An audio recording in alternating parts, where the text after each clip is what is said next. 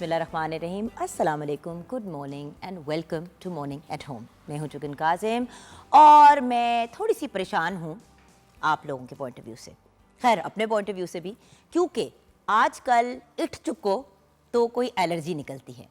आखिर ये एलर्जी होती क्या है और ये हम लोगों को क्यों होती है, राइट? एलर्जी का नाम आजकल बहुत ज़्यादा हम लोग सुनते हैं। किसी से पूछें कि जी आपको क्या हो रहा है, कुछ नहीं मुझे एलर्जी हुई भी है। एलर्जी कुछ को हम अक्सर एलर्जी भी कह देते हैं। अब ये एलर्जी है क्या चीज़, ये तो हम ऑब्वियसली एक प्रॉपर मुस्तनद डॉक्टर से जानेंगे, लेकिन एलर्जीज़ किस किस्म की होती हैं वो एक बड़ी इंटरेस्टिंग बात है।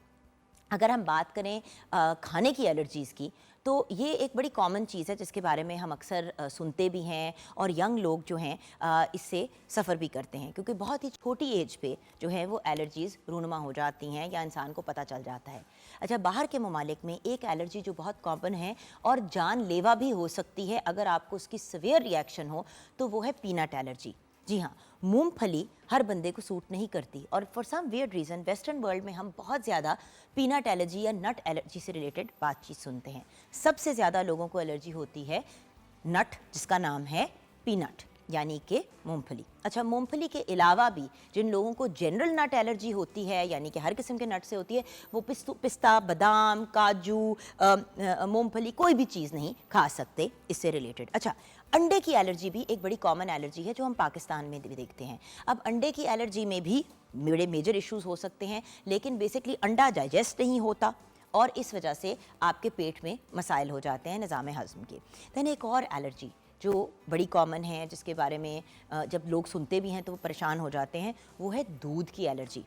बहुत से लोग जो हैं दूध के अंदर कुछ ऐसे अज्जा होते हैं उससे एलर्जिक होते हैं। जब भी दूध पीते हैं उनका पेट चल जाता है, या उनके पेट में क्रैम्प्स पड़ने शुरू हो जाते हैं, या उनकी बॉडी स्वेल करना शुरू हो जाती है, तो ये भी एक कॉमन एलर्जी है। और जो लोग जिनके बच्चे छोटे होते हैं और उनको दूध से एलर्जी होती है, उनको फिर किसी और सोर्स ऑफ मिल्क जो है वो देना पड़ता है जो काऊ का मिल्क या बकरी का दूध ना हो। दूध की एलर्जी भी एग्जिस्ट करती है। तो अगर आपके घर में कोई बहुत छोटा बच्चा है या बिल्कुल दूध पीता बच्चा है, और जब भी वो दूध पीता है या हर वक्त उसका पेट जो है वो ख़राब रहता है, या जब बाथरूम आता है बच्चे को तो वो ग्रीन कलर का होता है, तो ये एक बहुत बड़ी इंडिकेशन है कि उस बच्चे को दूध से एलर्जी है। मेरी नीस है, उसकी जब बेटी हुई तो वो बहुत ज़्यादा परेशान होती थी। वो हर वक्त कहती थी, मतलब 2-4 मतलब माँ की बच्ची जो है वो कहती है उसका पेट इतना चल जाता है समझ ही नहीं आती। पता ये चला कि जब तक वो माँ का दूध पी रही थी तब तक तो वो ठीक थी, लेकिन जब उसको डब्बे के दूध पे लेके आए, फॉर्मूला पे लेके आए, तो उस बच्ची को बहुत बुरी उससे रिएक्शन हुई और उसको सूट नहीं किया। माँ का दूध इसीलिए तो कहते हैं कि बेहतरीन ग़िज़ा है एक बच्चे के लिए 0 से लेके 2 साल की उम्र तक। सो ये भी एक इम्पॉर्टेंट फैक्टर है। और हाँ, जिन बच्चों को दूध से एलर्जी होती है उन बच्चों की माँओं को फिर कहा जाता है, जब वो अपने बच्चे को फीड करा रही होती है, कि आपने दूध से बनी कोई भी चीज़ नहीं कंज्यूम करनी। जब आप भी दूध से बनी हुई चीज़ें अवॉइड करेंगे तो जो दूध आपका बच्चा पिएगा वो एक तरह से लैक्टोज़ फ्री होगा, क्योंकि ये लैक्टोज़ एक चीज़ होती है जिससे एलर्जी होती है, जो दूध के अंदर शामिल होती है। एक और चीज़ जो बड़ी कॉमन है वो है वीट एलर्जी। अब जैसे कि हम लोग आटा खाते हैं या आटे से बनी हुई अज्जा को इस्तेमाल करते हैं। अब आई एम वन पर्सन जिसको एलर्जी है, जिसको रिएक्शन नहीं होती, लेकिन मैं जब भी रोटी या रोटी से रिलेटेड कोई चीज़ या मैदे की बनी हुई चीज़ खाती हूँ तो 3 दिन तक मेरे बॉडी में ब्लोटिंग और स्वेलिंग रहती है। यानी कि मेरी सवियर नहीं है, लेकिन मुझे तंग ज़रूर करती है और मेरे पेट में डिस्कम्फर्ट रहता है। ये तो कुछ हो गई खाने की कॉमन एलर्जीज़। अगर हम बात करें इन्वायरमेंटल एलर्जीज़ की, तो जैसे कि आप जानते हैं नवंबर दिसंबर में स्मॉग का इशू जो है वो बड़ा कॉमन होता है पाकिस्तान में। वो तो खैर हर बंदे को इफ़ेक्ट करता है और पंजाब साइड पे तो बहुत ज़्यादा होता है। पिछले दिनों में एक फैक्ट पढ़ रही थी कि लाहौर सबसे ज़्यादा आलूदा सिटी है दुनिया की, और कराची जो है वो सेकंड मोस्ट आलूदा सिटी है, मतलब सबसे ज़्यादा उसमें आलूदगी या एनवायरमेंटल इश्यूज़ जो हैं इन टर्म्स ऑफ पोल्यूशन जो है वो एग्जिस्ट करते हैं। स्मॉग एक ऐसी चीज़ है, क्योंकि ऑब्वियसली हवा में इतने ज़्यादा पोल्यूटेंट्स होते हैं कि जब आप सांस लेते हैं तो वो आपके फेफड़ों को बड़ी बुरी तरह से असरअंदाज करती है। उसके अलावा और चीज़ें जो हमारे ENT के सिस्टम को, ईयर, नोज़ एंड थ्रोट को इफ़ेक्ट करती हैं, वो एलर्जीज़ आ जाती हैं, जैसे कि पॉलन एलर्जी होती है। फूलों में कुछ ऐसी चीज़ें होती हैं जिसको हम पॉलन कहते हैं। जब वो हवा में, जब हवा चलती है या जब बीज वगैरह उसको आगे पहुंचाती हैं तो उस पॉलन से भी लोगों को एलर्जी होती है। अच्छा, पॉलन एलर्जी बहुत ज़्यादा जो है इस्लामाबाद साइड पे जो लोग होते हैं उनको होती है, क्योंकि जब शहतूत जो है वो सीज़न में आता है तो तब लोग बहुत ज़्यादा तंग होते हैं। देन डस्ट एलर्जी, अगर किसी जगह पे आप जाते हैं जहाँ पे घट्टा मिट्टी बहुत ज़्यादा है तो कुछ लोगों को सांस के मसाइल होने शुरू हो जाते हैं, खांसी आनी शुरू हो जाती है और एलर्जिक जो है दमा यानी कि एलर्जिक एस्थमा भी उनको होना शुरू हो जाता है। सो एंड देन स्नीजिंग शुरू हो जाती है या सांस लेने में दिक्कत होती है। एंड देन आ जाते हैं तीसरी कैटेगरी ऑफ एलर्जीज़ की। वैसे तो बहुत सी डिफरेंट किस्म की एलर्जीज़ होती हैं, बट ये एक और किस्म की एलर्जी है जिस पे आज मैं स्पेसिफिकली बात करना चाहूँगी, वो है स्किन एलर्जी। स्किन जो है हमारे सर से लेके पाँव तक है, यानी कि सर के ऊपर भी जो हमारी स्किन है उसको हम बुलाते तो स्कैल्प है, लेकिन ये भी स्किन है। सर्दियों में स्पेशली जो आजकल सीज़न चल रहा है उसमें स्किन की बहुत सी एलर्जीज़ लोगों को होती हैं या स्किन के मसाइल बहुत ज़्यादा हो जाते हैं। कुछ लोगों को फंगल इन्फेक्शंस हो जाती हैं यानी कि जिसको हम उल्ली भी कहते हैं। फंगस जो है वो नेल्स के अंदर, आर्म पिट्स के अंदर, लेग्स के ऊपर, अगर आपके फ़ैट के रोल्स हैं तो उन रोल्स के अंदर आपको ये हो सकता है। एक और बड़ी मेजर प्रॉब्लम जो है वो ये है कि ड्राइनेस का बड़ा सवियर इशू हो जाता है। जैसे कि अभी आप देख रहे हैं ये हाथों के ऊपर बड़ी बुरी एलर्जी किसी को हुई हुई है, बट ज़्यादा जो है कॉमन ये एलर्जीज़ हो जाती हैं विंटर के अंदर, क्योंकि स्किन में ड्राइनेस भी हो जाती है जिसमें नमी आपकी कम होती है बिकॉज ऑफ द ड्राइनेस। अब ये भी एक और किस्म की, ये मेरे ख्याल से if I am not mistaken ये सोराइसिस है, और ये भी एक बड़ी ही पेनफुल चीज़ होती है क्योंकि दर्द अपनी जगह होती है और दिखने में भी बड़ा वियर्ड लगता है। सो आज हम स्किन एलर्जीज़ पे बात करेंगे कि सबसे कॉमन स्किन एलर्जीज़ हैं क्या और उन एलर्जी से हम बच कैसे सकते हैं और कौन सी चीज़ें अवॉइड करनी चाहिए कि हमारी स्किन के ऊपर रिएक्शन ना हो। किसी दिन फूड एलर्जीज़ पे भी ज़रूर बात करेंगे और हम ज़रूर बात करेंगे जो एक्चुअली हमने की भी है बात बड़ी दफ़ा, जो हमें आलूदगी से एलर्जीज़ होती हैं। डॉक्टर इरफान जो पल्मोनोलॉजिस्ट हैं हमारे शो पे बड़ी दफ़ा आए हैं, हम उनसे गाइडेंस लेते हैं। तो आज स्किन एलर्जीज़ पे बात करेंगे। अगर आपके भी स्किन से रिलेटेड कोई सवाल हैं, स्पेशली एलर्जी से रिलेटेड, तो डॉक्टर आमना राज ज्वाइन करेंगी हमें ब्रेक के बाद। आप कॉल करके उनसे बात कर सकते हैं। 042992000648 पे आप कॉल कर सकते हैं। एंड मॉर्निंग एट होम हमारा फेसबुक का पेज है। आइए किचन की तरफ बढ़ते हैं। वैसे एक बात बताऊं, जो लोग किचन में बहुत ज़्यादा काम करते हैं और जिनका कटिंग का बहुत काम होता है, पानी में बहुत ज़्यादा वो हाथ डालते हैं, उनको भी एलर्जीज़ हो जाती हैं। और कुछ लोगों को एक्चुअली डिटर्जेंट जो साबुन होता है जिससे हम कपड़े धोते हैं उससे भी एलर्जी हो जाती है। हाथों से ज़रा सा भी रगड़ा किसी चीज़ को, साबुन के अंदर जो भी केमिकल्स होते हैं उनसे उनके हाथ रिएक्ट कर जाते हैं। और ये जिस तरह मैंने आपको रेड हुए हुए हाथ दिखाए थे, ये उसकी भी रिएक्शन हो सकती है। सो एलर्जीज़ बहुत सी हैं, उस मसले का हल क्या है और ये होती क्या है, इस पे हम गाइडेंस लेंगे। शेफ़ कनीज़ फातिमा हमारे साथ हैं। अस्सलाम वालेकुम। वालेकुम अस्सलाम। कैसी हैं आप? मैं बिल्कुल ठीक, आप कैसे हैं? मैं बिल्कुल ठीक।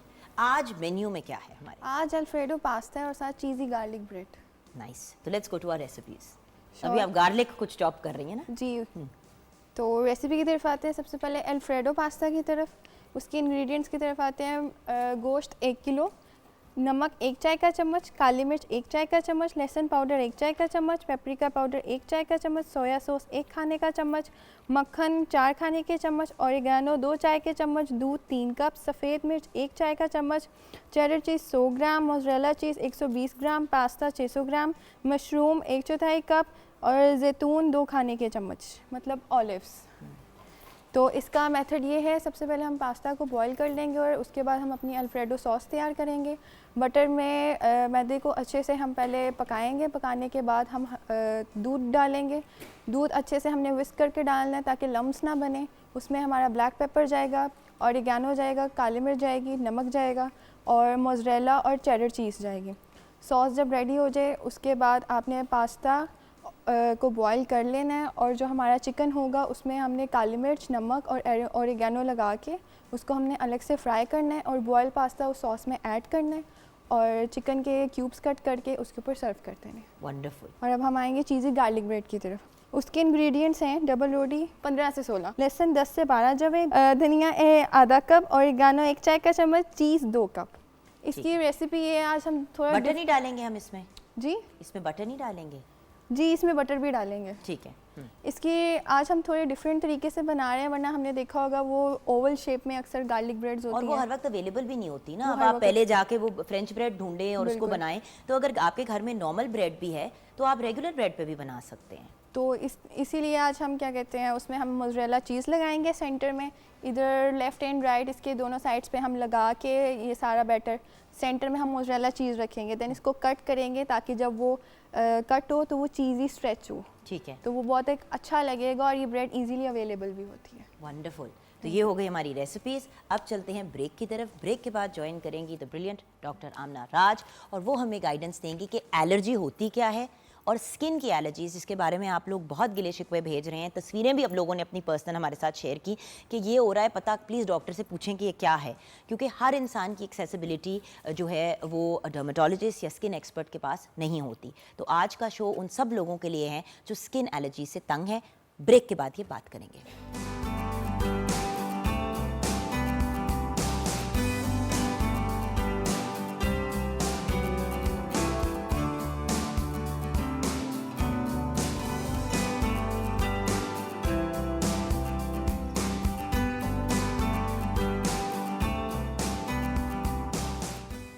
Welcome back from the break viewers. मेरी प्यारी डॉक्टर आमना राज हमारे साथ हैं, इसलिए मुझे इतनी प्यारी लगती हैं क्योंकि मेरी जब भी कोई मसाइल होते हैं, डेंटिंग पेंटिंग होती है, तो मैं इनके पास जाती हूँ। एंड ऑफ कोर्स क्यों जाती हूँ, क्योंकि सबसे पहले तो आपको पता है कि मैं पर्सनली कभी भी किसी ऐसे बंदे को रेकमेंड नहीं करती या खुद उनके पास नहीं जाती जब तक मेरा खुद उनके साथ एक्सपीरियंस ना रहा हो। हेंस हमारे साथ आज डॉक्टर आमना राज हैं, कॉस्मेटिक डर्मेटोलॉजिस्ट हैं एंड डर्मेटोलॉजिक सर्जन भी हैं। अब मैं थोड़ा गलत प्रोनाउंस कर दिया है, लेकिन नहीं, बिल्कुल ठीक है। अस्सलाम वालेकुम। वालेकुम अस्सलाम। सबसे पहले तो एक्सप्लेन करूंगी कि एक तो होते हैं डर्मेटोलॉजिस्ट जिनके पास आप जाते हैं, आप चीज़ें चेक कराते हैं, बेसिक लेवल का वो आपका काम कर सकते हैं। हर डर्मेटोलॉजिस्ट सर्जन नहीं होता, ये बात अंडरस्टैंड करनी बहुत ज़रूरी है। आजकल कोई डर्मेटोलॉजिस्ट होता है, वो 4-5 कोर्सेज करके जब सर्जरीज करने शुरू कर देते हैं तो फिर वो ना सिर्फ अपनी पेशेंट की जान को प्रॉब्लम में डालते हैं या प्रॉब्लमेटिक सिचुएशन क्रिएट करते हैं, क्योंकि व्यूअर्स फिलर्स, बोटॉक्स तो चलो उस हद तक तो फिर भी बंदा मैनेज कर लेता है, लेकिन उससे आगे जब सर्जरी पे बात जाती है, जब हम फेस लिफ्ट्स की बात करते हैं, थ्रेड लिफ्ट्स की बात करते हैं और भी बहुत सी ऐसी लाइपोसक्शन की बात करते हैं, उसके लिए क्वालिफाइड होना बहुत ज़रूरी है। एब्सोल्युटली। सो प्लीज़ जब भी किसी डॉक्टर के पास जाएं, ये कंफर्म करें कि वो मुस्तनद डॉक्टर है और वो क्वालिफाइड है। ये डिस्क्लेमर देना बहुत ज़रूरी होता है व्यूअर्स, क्योंकि हम आजकल जहाँ पे भी टीवी पे किसी बंदे को देख लेते हैं, एक्साइटेड होकर उसके पास पहुँच जाते हैं, ये देखे जाने बगैर कि वो कितना क्वालिफाइड है और क्या वो इस जोगा है कि वो आपकी किसी मेजर प्रॉब्लम को रिजॉल्व करे, क्योंकि अच्छा भला केस कभी कभी बिगड़ भी जाता है। जी डॉक्टर साहिबा, सबसे पहले तो ये क्लियर करना ज़रूरी था। Thank you. I know skin allergies आपके काम का एक बहुत छोटा हिस्सा है, लेकिन आई वांटेड कि प्रॉपर ऑथेंटिक बंदा जो है हमें बताए कि ये एलर्जी होती क्या चीज़ है। हर कोई आजकल कह रहा है मैंने तो एलर्जी है। देखिए, एलर्जी बेसिकली आपकी जिस्म का एक रिस्पॉन्स है, ठीक है। अब वो रिस्पॉन्स अंदरूनी भी हो सकता है और बैरूनी भी हो सकता है, जिसका मतलब ये है कि मेरी बॉडी के साथ एक चीज़ कांटेक्ट में आई, मेरी बॉडी ने उसको पसंद नहीं किया और उसको याद रख लिया कि ये आइंदा के लिए मेरे लिए बुरी है या मुझे ये बुरी लगी है, तो नेक्स्ट टाइम जब मैं उस एंटीजन से या उस एलर्जन से या उस सब्सटेंस से एक्सपोज होंगी तो मुझे एक एलर्जिक रिएक्शन होगा, ठीक है। अब वो एलर्जिक रिएक्शन आपकी धप्पड़ की सूरत में भी हो सकता है, आपकी जिल्द पे रैशेस की सूरत में भी हो सकता है, इचिंग की सूरत में भी हो सकता है, आपको एस्थमा का अटैक और जो आपकी हलक में स्वेलिंग आ सकती है, जो अर्टिकेरिया होता है या एंजियोएडिमा होता है, वो आपके हलक में स्वेलिंग भी कर सकता है, जिसकी वजह से आपका सांस बंद भी हो सकता है और वो एक्चुअली एक मेडिकल इमरजेंसी होती है। एनाफिलैक्टिक शॉक में आप जा सकते हैं, वो भी एक मेडिकल इमरजेंसी होती है। तो इसलिए एलर्जी की जो टर्म है, यानी एलर्जी का जो लफ्ज़ है, वो एक बहुत ब्रॉड, बहुत एक लंबी टर्मिनोलॉजी है जिसमें बहुत सारी चीज़ें उस अम्ब्रेला के अंदर आ जाती हैं, ठीक है।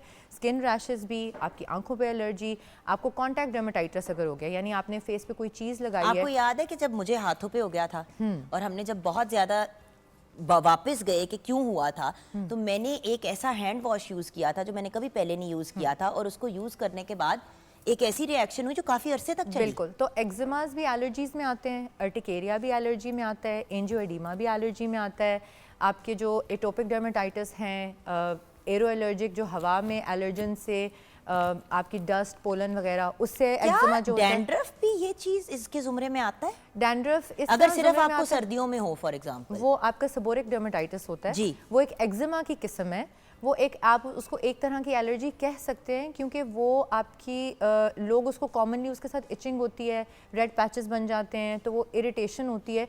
वो ट्रू एलर्जी नहीं है, लेकिन अक्सर लोग कॉमन सेंस में उसको एलर्जी ही बुलाते हैं और एलर्जी ही समझते हैं। वो एक्जिमा की एक किस्म है। ऑलराइट, चलें, इस पे क्लैरिटी मिल गई। अब बढ़ते हैं सर्दियाँ। सर्दियों में क्यों लोगों के मसाइल ज़्यादा हो जाते हैं? आप लोगों के हाथों, अभी हमने एक दो तस्वीरें भी दिखाई थी डॉक्टर साहबा, पूरे के पूरे लाल हाथ हुए में, ऐसे लग रहा है जैसे किसी ने ना कोई गर्म चीज़ ऊपर रख के उसको जला दिया हो। वो इसलिए क्योंकि ये अक्सर जैसे हम कि डॉक्टर साहबा ये हाँ जी, तस्वीर अक्सर देखी। हम गर्म पानी का इस्तेमाल ज़्यादा कर देते हैं। हमारे विंटर्स में सर्द हवा चलती है, इन्वायरमेंट में ह्यूमिडिटी के लेवल्स कम हो जाते हैं, यानी नमी का तनासुब जो है वो गिर जाता है, हवा खुश्क होती है, हमारी इन्वायरमेंट खुश्क होती है, जिसकी वजह से हमारी स्किन खुश्क और ड्राई होना शुरू हो जाती है। हम तेज़ गर्म पानी का इस्तेमाल करते हैं, वो मज़ीद हमारी स्किन को ड्राई करता है। तो अगर आप हाथ धोते रहेंगे गर्म पानी से तो आपकी स्किन ड्राई हो जाएगी। ड्राई स्किन में आप समझ लें इस तरह हो गई है जैसे बंजर ज़मीन है या ज़मीन खुश्क होकर उसमें क्रैक्स पड़ गए हैं, जैसे कि कट्स पड़ जाते जी, हैं और वो इसी उनसे तरह खून भी निकलता पहले है। हमारी ये स्किन हमारे में- पास एक और तस्वीर है, ये डॉक्टर साहबा ये भी वही चीज़ है जी, जो आप ये कह भी रही हैं? एक्जिमा है। बेसिकली ये एक्जिमा है, एलर्जी की टाइप है। और आपके कोई यहाँ पे हो सकता है कॉन्टैक्ट डर्मेटाइटिस हुआ हो, जैसे कोई चीज़ लगी है और फिर आपने उसको बहुत खुजाया, खुजाते खुजाते उसमें कट्स पड़ गए, आपने उसका ट्रीटमेंट नहीं किया। घर में आपने कहा मैं एलोवेरा लगा लूँ, घर में किसी ने कहा मैं ये लगा लूँ, इस तरह कर लूँ, उस तरह कर लूँ। लोग यूजुअली खुद से घर पे पहले ट्रीट करने की कोशिश करते हैं। ये वो स्टेज होती है जब आपने खुद से ट्रीट करने की कोशिश की और आपके काबू में चीज़ नहीं रही, फिर उस पर इन्फेक्शन भी हो फिर जाती डॉक्टर है। साहबा किस स्टेज पे आना चाहिए?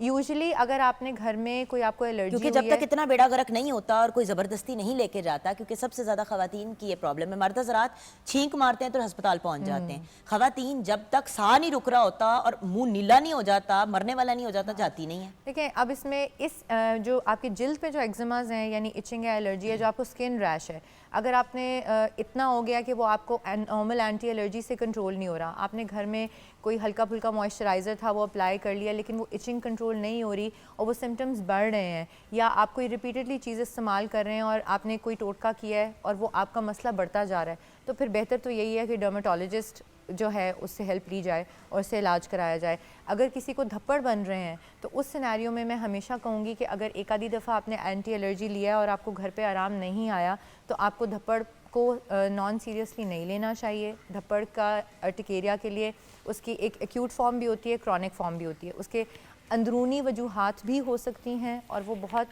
सीरियस कंडीशंस भी हो सकती हैं जो उसकी एक अलामत है कि आपको धप्पड़ बन रहे हैं, बार बार एलर्जी हो रही है, तो उस सिचुएशन में आपको डॉक्टर की हेल्प लेनी चाहिए। अगर किसी को होंठों पे स्वेलिंग आ गई है, आंखें सूज रही हैं, स्वेलिंग के साथ सांस रुक रहा है, या जिस्म का कोई एक हिस्सा एलर्जी की वजह से बार बार सूज रहा है, यानी लिटरली खारिश नहीं होती लेकिन सूजने से दर्द होना शुरू हो जाती है, तो उस सूरत में भी आपको डॉक्टर की हेल्प सीख करनी चाहिए। अच्छा डॉक्टर साहब ये बताइए कि जब हम इन डिफरेंट चीज़ों की बात करते हैं तो एक सोराइसिस नाम की चीज़ भी हम अक्सर सुनते हैं, जिसमें बाकायदा जो है वो अजीब ज़ख़म से बन जाते हैं और पता नहीं महसूस कैसा होता होगा ऐसे इंसान को, लेकिन देखने में तो डर लगता है। वो उसमें खारिश नहीं होती लेकिन वो थोड़ा पेनफुल और तकलीफ़ दे होता है, क्योंकि आपकी सोराइसिस की कंडीशन ऐसी है कि उसमें आपकी जिल्द एक्स्ट्रा बन रही है, जिल्द एक्स्ट्रा बन रही है और उसकी शेडिंग नहीं हो रही। वो एक ऑटो इम्यून डिजीज़ है, यानी आपकी जो जिस्म है उसका क़ुव्वत मुदाफ़ियत आप ही के स्किन के सेल्स के अगेंस्ट काम कर रहा है, तो वो आपकी एक्स्ट्रा स्किन बनती जाती है और वो पैचेस आपकी स्किन पे मछली की छान की तरह जो हैं वो जमते जाते हैं, स्केल्स जो होते हैं, और वो स्केल्स जो हैं वो फिर उसमें क्योंकि वो इतना थिक हो जाती है स्किन, उसमें कट्स भी पड़ जाते हैं, उसमें से ब्लीडिंग भी होती है, पेनफुल भी होता है। ये किस ज़ुमरे में आता है? ये तो एटोपिक डर्मेटाइटिस है जिसके ऊपर बैक्टीरियल इन्फेक्शन हुई हुई है, जिसको इम्पेटाइगो भी बोलते हैं। अच्छा ये बताइए, ये जो उर्ली लग जाती है या फंगस हो जाता है नेल्स की साइडों पे, क्या ये एलर्जिक रिएक्शन होती है या कोई और नहीं, चीज़? वो तो इन्फेक्शन है ना, वो तो फंगल इन्फेक्शन है। यानी कि एलर्जी में और इन्फेक्शन में एक बड़ा वाज़ेह फ़र्क है। बिल्कुल, इन्फेक्शन वो है जो आपके बैक्टीरिया की वजह से हो सकती है, वायरस की वजह से हो सकती है, फंगस की वजह से हो सकती है, यानी जरासीम की वजह से जो आपको प्रॉब्लम होती है वो इन्फेक्शन है। और बॉडी का जो एक रिस्पॉन्स है, मतलब जैसे कि नॉर्मली आपने पेट्रोलियम जेली अपनी स्किन पे लगाई और आपको कोई फर्क नहीं पड़ा, लेकिन आपके हस्बैंड ने लगाई तो एकदम से उन्होंने अजीब से हाइव्स बनने शुरू हो गए, प्रॉब्लम या हो गई। वहाँ इचिंग होना शुरू और हो एक गई, बड़ी नॉर्मल red सी rash चीज बन है गया। जैसे पेट्रोलियम जेली होती है या क्रीमें, हम यूजुअली पेट्रोलियम जेली से रिएक्शन नहीं होता, जो डिफरेंट किस्म के मॉइस्चराइजर्स हैं जिनमें खुशबू, फ्रेगरेंसेस और उसको समझ लें उसको अच्छा फील कराने के लिए कुछ प्रोडक्ट्स डले होते हैं, वो आपको एलर्जी कर सकते हैं। डिफरेंट केमिकल्स हैं, केमिकल्स की लिस्ट में हम जाना शुरू करेंगे तो वो तो बहुत लंबे चौड़े हैं, रिएक्शन करते हैं। लेकिन देखिए हर बंदा एलर्जिक अटैक होने के बाद ही अगर हॉस्पिटल जाएगा, तो अगर किसी को फॉर एग्जांपल पीनट एलर्जी है और उसने पीनट खा लिया, वही तो खाने की चीज हो गई और इतनी बुरा हुआ कि वो बच ही नहीं पाया, तो फिर तो प्रॉब्लम है। तो कोई तरीका नहीं है पहले से जानने का अगर आपके अंदर एलर्जीज हैं? देखें यूजुअली ये नहीं होता कि पहली दफ़ा उसने पीनट खाया तो उसको इतनी एलर्जी हो जाएगी, ये कम चीज़ होती है, जैसे एनाफिलैक्टिक रिएक्शन हो गया। हमारे पास जो है वो अल्हम्दुलिल्लाह हम ऐसे टेस्ट परफॉर्म करते हैं, ब्लड के ज़रिए से हम मालूम कर सकते हैं कि आपको किन किन चीज़ से एलर्जी है। बिल्कुल, यूजुअली IgE लेवल्स होते हैं जो कि एलर्जी को डिपिक्ट करते हैं। अक्सर लोगों को कॉमन नॉलेज है कि जी हम अपनी एलर्जी टेस्टिंग करा लेते हैं।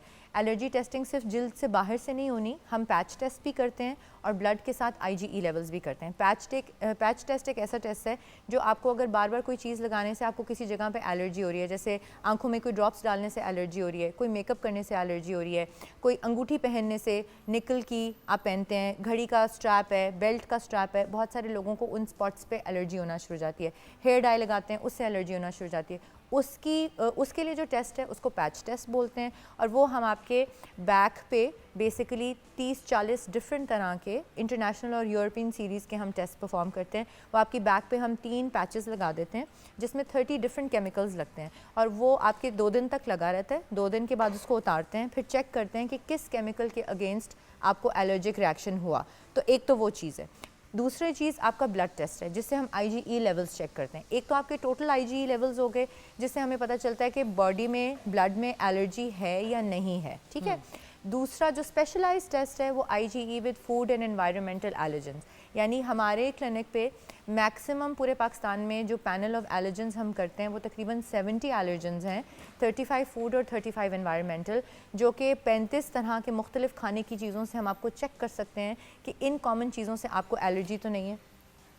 डॉक्टर साहब एक चीज़ जो मेरे जहन में अभी आई, I remember when I was, जब हसन छोटे थे और मुझे याद है कि यहाँ PTV पे ही मैं शो कर रही थी और हसन आई थिंक 2-2.5 माह के थे, I was back at work और 2-3 दफ़ा ऐसा हुआ, एक दफ़ा नहीं 2-3 दफ़ा ऐसा हुआ कि मैं सेट पे आई हूँ, बिल्कुल शो स्टार्ट होने से पहले मुझे एकदम से इन लोगों ने कहा आपके मुंह को क्या हो गया, और जब हमने शीशे में देखा तो ये वाला पूरा एरिया सूज गया, रेड और फिर एंटी एलर्जी ली और ठीक हो गई।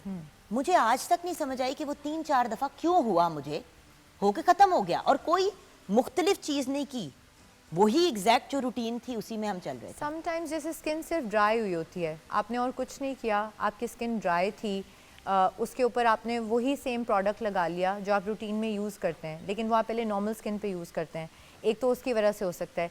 दूसरा ये भी हो सकता है कि आपके इन्वायरमेंट में, आपके घर में आपने कोई नया खाना खाया है, आपके घर में कोई नया पेंट हुआ है, आपके सेट पे कोई नया पेंट हुआ है, कोई खाना पक रहा है जिसके फ्यूम्स हैं, कोई केमिकल स्प्रे हुआ है, मॉस्कीटो रिपेलेंट किसी ने कोई लगाया हुआ है, किसी ने कोई परफ्यूम लगाया हुआ है, आप पे किसी ने कोई स्प्रे किया है, कोई हेयर स्प्रे यूज़ हुआ है, उन सब ये इतने सारे प्रोडक्ट्स हैं, एंडलेस होते हैं कि आपके लिए यूजुअली पहली 2-3 दफ़ा में उसको आइडेंटिफाई करना पेशेंट के लिए मुश्किल होता है कि यार ये मुझे प्रॉब्लम हो किस वजह से रहा है।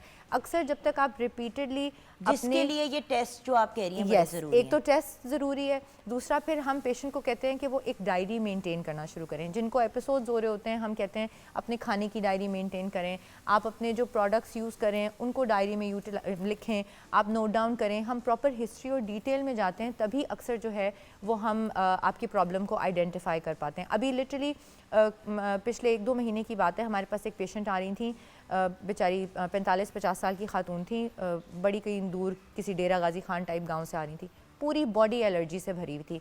एलर्जी हमने ट्रीट की, हमने उसे कहा कि आपने ना एनवायरमेंटल ये टेस्ट करा लें, फूड एलर्जेंस वाले, वो करा के चली गई। अच्छा, वो हमें कहती है मैंने जब सब कुछ खाना छोड़ दिया और मैं सादा नमक मिर्च का खाना खा रही थी जिसमें कोई और चीज़ें नहीं डली हुई थी तो मैं ठीक थी। अच्छा, हमने उसे कॉल करके बताने से पहले उसने 1 दिन पहले उसने कहीं टमाटर प्याज वाला खाना खा लिया, जैसे सालन होता है घर का, उसको फिर एलर्जी होगी। जितनी देर में उसका टेस्ट पॉजिटिव आया, हमें टेस्ट में पता चला कि उसको अनियन और टमेटोज़ के साथ एलर्जी है। अगले दिन हमने उसको कॉल के बाद बताया कि जी आपको अनियन और प्याज और टमाटर से एलर्जी है, आपने आइंदा प्याज और टमाटर नहीं खाने। आप नमक और काली मिर्च सोच रहे हैं कि मुझे मसालों से एलर्जी है, आपको मसालों से नहीं एलर्जी थी। उसको आपको अब बेचारी को प्याज और टमाटर से एलर्जी थी और वो सर से पांव तक भरी हुई थी। लेकिन अब वो डॉक्टर 100% साहबा ठीक है। एक सेकेंड देखिए, टमाटर और प्याज की एलर्जी या जिन मटीरियल जिन चीज़ों से हम कपड़े फॉर एग्जांपल धोते हैं, अब वो हर बंदे को नहीं सूट कर, अगर कुछ लोग होते हैं मखसूस जिनको एलर्जी हो जाती है, Yes, वो एक हाइपर सेंसिटिव रिएक्शन है। बट डॉक्टर साहबा कोई इसका हल नहीं है। देखिए अगर मुझे एलर्जी होती है दूध से और मेरे घर में हर वक्त दूध से या आटे से मुझे एलर्जी है, ग्लूटेन वो जिसकी आपको बात है। अवॉइड करना पड़ेगा, हर सूरत अवॉइड करना पड़ेगा, क्योंकि साहबा हर बंदा नहीं अफोर्ड करता नहीं ना अफोर्ड avoid की नहीं करना। सिर्फ बात। देखो अगर आप ग्लूटेन से एलर्जी है, जिनको ग्लूटेन से एलर्जी, अव्वल तो ग्लूटेन से एलर्जिक कम परसेंट के लोग होते हैं। अब प्याज और टमाटर के बगैर खाना खाया जा Celiac सकता है। disease भी जिनको हाँ, होती वो है। जिनको होती है वो सर्वाइव नहीं कर सकते। ठीक है, अब मुझे IBS है, मुझे ग्लूटेन से एलर्जी है, मैंने जब तक ग्लूटेन 100% अपनी डाइट में से एलिमिनेट नहीं किया, मैं ठीक नहीं हुई, और मैं जब भी खाती हूँ मुझे प्रॉब्लम होती और है। आपका वेट भी उससे काफी रिड्यूस है। याद है Of one course. Point weight stuck हुआ था जब फाइनली आपका, Yes. सॉरी क्योंकि दोस्ती भी है तो हम अपने हाँ, मसाइल नहीं, मैं डिस्कस आपको कर। बता रही हूँ कि देखिए उसको हमें, और सब कहते हैं छोड़ दो, देखिए खा आप लो। हर चीज अफोर्ड करती हैं, लेकिन आप ये कह रही हैं कि कोई ऐसी चीज नहीं है जिसको आप गोली खा लेंगे तो फिर आप सारा दिन आटा जिस खाते चीज़ रहें। से एलर्जी है वो आपको अवॉइड करना है एटलीस्ट कुछ अरसे के लिए, ताकि आपकी बॉडी काम डाउन हो जाए और फिर आप उसको री इंट्रोड्यूस करके बॉडी को री चैलेंज करके ट्राई कर सकते हैं। लेकिन for a long period of time you have to be on anti allergies, making the body forget, यानी हमने बॉडी को भुलाना है और फिर शायद आपकी बॉडी उसको कुछ अरसे के बाद दोबारा टॉलरेट कर ले, लेकिन ये हम गारंटी बिल्कुल नहीं कर सकते। अब देखिए ना, ये पिछले दिनों में स्मॉग का बड़ा इशू रहा, अभी भी देखिए पोल्यूशन तो बहुत ज़्यादा है। शुरू में भी अभी प्रोग्राम के मैंने कहा कि भी लाहौर को सबसे ज़्यादा हाईएस्ट हाँ पोल्यूटेड, जी, बिल्कुल एंड देन ऐसे। कराची सेकंड में आता है। ये दो बड़ी मेजर सिटीज़ हैं और उनके आसपास के भी गिरदो नवाज जो हैं वो भी इफेक्ट हो रहे हैं। ये ना सोचे कि सिर्फ ये दो हैं, हवा तो हर जगह घूम रही है। अब उस स्मॉग की वजह से जो स्किन एलर्जीज हो रही हैं उसका क्या करें? उसके लिए कि एक तो ये कि हम स्मॉग से अपनी स्किन को हाइड्रेटेड रखें, स्मॉग का केमिकल कम से कम जो है वो हमारी स्किन के साथ इंटरेक्ट करे, मास्क पहने, वो काफ़ी हद तक बचा लेता है। लेकिन जैसे वाटरी आइज़ हैं, अब इची मैं बच्चों स्किन का है, क्या करूं? बच्चों को पार्क पूर्क लेके जाना होता है, बहुत 100 चीज़ें- मुश्किल है, बहुत मुश्किल है। हमें अपनी इन्वायरमेंट, इसीलिए तो हमें अपनी इन्वायरमेंट का ख्याल करना ज़रूरी है। अगर हम 100% स्मॉग से अपने आप को बचा सकते तो किसी को परवाह ही ना होती कि स्मॉग को ठीक भी करना है। अच्छा डॉक्टर साहब, हमारे लिए लाइफ के अंदर ही अभी अभी एक सवाल आया है सोशल मीडिया पे कि एक्जिमा, तो अभी हम ब्रेक की तरफ चलते हैं। ब्रेक के बाद जब वापस आएंगे, क्योंकि एक्जिमा बहुत ही एक कॉमन प्रॉब्लम है, एग्जैक्टली क्यों होता है और उसका हल क्या है और उसका इलाज क्या है, क्योंकि कुछ लोग ऐसे हैं जो एक्जिमा के साथ सफ़र करते ही चले जा रहे हैं और वो मुकमुका नहीं हो रहा। तो इस पे भी मैंने बात करनी है आपसे, लेकिन एक छोटी सी ब्रेक के बाद आप हमारे साथ रहिएगा।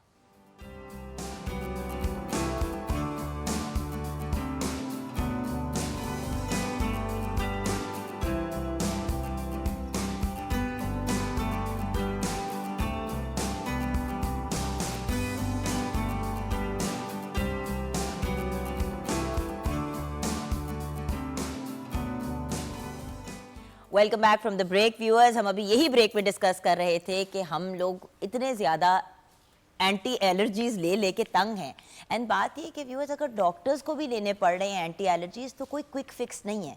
जो चीज़ आपको तंग कर रही है उसको अवॉइड करें।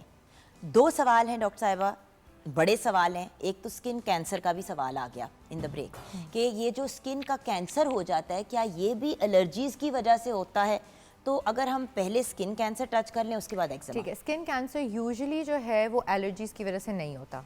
ठीक है, और लेज़र कराने से भी नहीं होता। कॉमन मिथ है कि जी लेज़र कराने से स्किन कैंसर क्या तो नहीं हो जाएगा, या स्किन एलर्जीज़ तो हमारी कैंसर में कन्वर्ट नहीं हो जाएंगी। क्रीम में भी लगाओ तो उनसे भी आपको स्किन कैंसर हो देखिए, जाता है, वो डाई लगाओ उससे स्किन कैंसर। वो डिपेंड करता है कि वो केमिकल एजेंट्स कौन से आपके अंदर जा रहे हैं। ठीक है, तो एलर्जीज़ जो हैं वो डायरेक्टली खुद से एक एक्सपोजर है। ठीक है, अब आप स्मॉग के एक्सपोजर की वजह से डेफिनेटली आपको कैंसर, लंग कैंसर हो सकता है।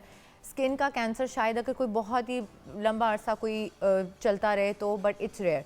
जो स्किन के कैंसर्स हैं यूजुअली आर्सेनिकल केराटोसिस एक चीज़ होती है कि आपका पानी में आर्सेनिक के एक्सपोजर से जो इनटेक है, हमारे ऐसे गाँव के लोगों का जो कि आर्सेनिक वाला पानी जो पीते हैं उससे उससे कुओं से पानी क्या होता है? कुओं से जो पानी निकालते हैं, ग्राउंड वाटर जो इस्तेमाल करते हैं, तो हमारे ग्राउंड के वाटर के अंदर जो है वो आर्सेनिक की मिकदार होती है। और पाकिस्तान में बहुत सारे शहर ऐसे हैं इंडस वैली के साथ साथ जिनमें आर्सेनिक की मिकदार पानी में ज़्यादा है। तो जब वो it's like a slow poison, तो उसकी वजह से बहुत सारे इंटरनल कैंसर्स भी हो सकते हैं और स्किन कैंसर भी हो सकते हैं। उससे पहले वो आपके हाथों पैरों पे निशान से बनते हैं, लोग समझते हैं एलर्जी हो रही है, मतलब पिगमेंटेड स्कैब से आ जाएंगे, थोड़े से ज़ख़म से हो जाएंगे, जैसे हमारे फेस पे मोके बन जाते हैं, उस तरह के हाथ पैर पे आ जाते हैं। वो कंडीशन जो है वो कैंसर में कन्वर्ट हो सकती है। मुंह के जैसे कैंसर्स हमारी डोमेन में आते हैं। अगर किसी को लाइकन प्लानस है और वो इसका इलाज नहीं करता, यानी मुंह के अंदर उसको ज़ख़म होते हैं, उसको अल्सर बन जाते हैं, उसको नमक मिर्च ज़्यादा लगती है और वो उस सिम्टम को इग्नोर करता है, तो वो लाइकन प्लानस जो है वो स्क्वेमस सेल कार्सिनोमा में कन्वर्ट हो सकता है। धूप की वजह से हमारे बहुत ज़्यादा एक्सपोजर्स की वजह से स्किन कैंसर्स हो जाते हैं। लेकिन सवाल का जवाब कि क्या ये जो टिपिकल एलर्जीज़ हैं, धप्पड़ हो गए, एंजियोडीमा हो गया, एक्जिमा हो गया, ये यूजुअली स्किन कैंसर्स में कन्वर्ट नहीं होती। अच्छा डॉक्टर साहब, I know of a case कि एक खातून अपनी छाइयों का इलाज करवा रही थी, obviously not going to a proper authentic doctor. वो उन्होंने उसको बहुत सी क्रीमें भी दल लगाने के लिए, उसको चीज़ें भी खाने के लिए कहीं सारा कुछ किया। उस बेचारी की छाइयाँ शायद 100% अगर थी तो वो 70% पे आ गई, लेकिन शी डेवलप्ड स्किन कैंसर।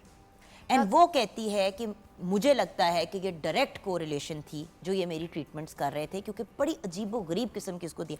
तो क्या छाइयों के इलाज के दौरान, जिसमें शायद उसका लेज़र भी किया होगा और चीज़ें, तो क्या आप रिपीटेड बर्न्स जो होते हैं ना, यानी अगर आपकी स्किन बर्न हो रही है, रिपीटेडली बर्न हो रही है, उससे आपको लॉन्ग टर्म जाके सेल्स में चेंज आ सकता है, जिससे स्किन कैंसर डेवलप हो सकता है। ठीक है, क्योंकि उसने जब बाहर से अपना कराई ट्रीटमेंट, हाँ, डॉक्टर ने यही कहा कि आपने जो ट्रीटमेंट्स कराई हैं उसके अगर बर्न होगा स्किन पे, अगर रिपीटेड बर्न्स होंगे, अगर आप बहुत फेयर स्किन है, आपकी skin long term sun exposure है, आपकी स्किन पे बार बार मुसलसल सन बर्न हो रहा है, तो बहुत या कोई हाँ, अगर टैनिंग करती है या टैनिंग प्रोडक्ट्स आप यूज़ करते हैं, या अब जैसे आप क्रीम्स में जिनमें केमिकल मिले हुए हैं उनका हमें पता ही नहीं है कि उन केमिकल का क्या रिएक्शन होगा। बहुत सारी क्रीमों में मर्क्यूरी डली होती है। एक सेकंड, सबसे पहले तो ये हमारे व्यूअर्स को एक्सप्लेन करें कि क्रीम में सोचे समझे बगैर हम लगाते हैं, सिर के ऊपर डाई जो मर्जी जी में आता है हम लगा देते हैं, और जो सबसे सस्ती होती है जिसमें आपको रिजल्ट आ जाता है, लोग अक्सर उसी की तरफ जाते हैं। थोड़ा सा एक पब्लिक सर्विस मैसेज हमारे व्यूअर्स को दे दें कि सिर्फ वो ऊपर नहीं लगता, वो अंदर भी जाता है। अंदर भी जाता है। देखें, इंसान को अच्छी क्वालिटी प्रोडक्ट यूज़ करनी चाहिए। आप जितना अफोर्ड कर सकते हैं उसके मुताबिक जो बेहतर चीज़ आपको मार्केट में मिल रही है, सिर्फ ये नहीं कि जो आपको ग्लैमरस लग रही है, जिसका ऐड बहुत अच्छा है, जिसमें मॉडल बहुत खूबसूरत है, इतना तो हमें भी अब समझ आ जानी चाहिए कि सिर्फ जो कंज्यूमर को अट्रैक्ट करने के लिए बड़ी बड़ी कंपनीज जो हैं वो अपनी अच्छे मॉडल को रख के अपने आप को मार्केट करते हैं। हर क्रीम जो बाज़ार में अवेलेबल है वो लगाने के लिए हर एक को सूट नहीं करती। भाई मुझे कितनी दफ़ा, आपको याद है एक बार मामले के पास आई, मैंने कहा यार मुझे बहुत ज़्यादा पैसे ऑफर हुए हैं इस क्रीम के, मुझे इस क्रीम के बताएं कि अगर मैं इसका ऐड कर लूँ। अच्छा, सबसे पहले तो आमना ने घूम के कहा कि जुगन तो पैदा ही गोरी हुई थी, तुम स्किन वाइटनिंग क्रीम का ऐड कैसे कर सकती हो, ये बहुत पुरानी बात है, अबाउट 10 ईयर्स अगो। मैंने कहा आपने बिल्कुल ठीक कहा। दूसरी बात जो उन्होंने मुझे कही, उन्होंने कहा जुगन इसकी जो केमिकल कॉम्पोजिशन है वो लॉन्ग टर्म कोई भी जो यूज़ करेगा बंदा उसके लिए डेंजरस है। तो मैंने रिफ्यूज़ कर दिया उसको। लेकिन व्यूअर्स देखें, जहाँ पे 30 लाख 40 लाख 50 लाख रुपए एक इश्तिहार करने को अगर आ जाते हैं, राइट, इतनी बड़ी रकम आपको दे रहे हैं एक ऐसी चीज़ की जिसके एक्चुअली आपको शायद 5-10 लाख रुपए नॉर्मली ऑफर होते, तो कोई ना कोई तो उसमें पंगा है ना, सोचने की बात है। एंड देन जो वाइटनिंग क्रीम्स हैं उनमें अक्सर मर्करी और स्टेरॉइड्स डले होते हैं। कंपनीज नहीं भी बताती, डिक्लेयर नहीं भी करती, तब भी डले होते हैं, and both those ingredients are harmful for your skin. उसके अलावा और भी बहुत सी चीज़ें डली होती हैं। तो वैसे व्यूअर्स बिल्कुल आखिरी रिजॉर्ट होता है, गोरा करने के लिए नहीं, वो फिर भी नहीं है, गोरा करने के लिए नहीं है, इलाज के लिए, एक्जिमा की ट्रीटमेंट में वो हमारी टॉप चॉइसेस में आता है, क्योंकि एक्जिमा एक इम्यून रिएक्शन है, एक हाइपर सेंसिटिविटी रिएक्शन है। उसको कंट्रोल करने के लिए हमें कोई लगाने वाला स्टेरॉइड चाहिए, हमें कोई ऐसी चीज़ चाहिए जो उस रिएक्शन को कंट्रोल करे।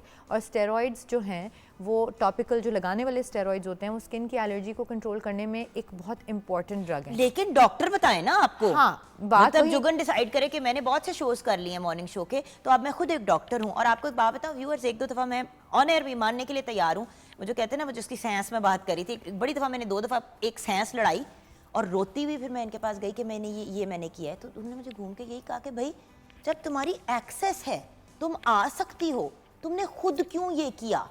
सो प्लीज खुद डॉक्टर ना बने। देखिए, आपको 8-10 साल की मेहनत के बाद डिग्री हाथ में आती है, फिर आपको प्रैक्टिस करना पड़ता है, फिर कहीं जाके आपका इतना लेवल होता है कि आप पेशेंट को देख सकें। Average of 12 to 15 years of hard work, यानी 5 साल आपके MBBS के, 1 साल हाउस जॉब का, स्पेशलाइजेशन के 5 साल, फिर इम्तिहान पास करने के, फिर किसी ने सुपर स्पेशलिटी करनी है उसके अलग से 2-3 साल।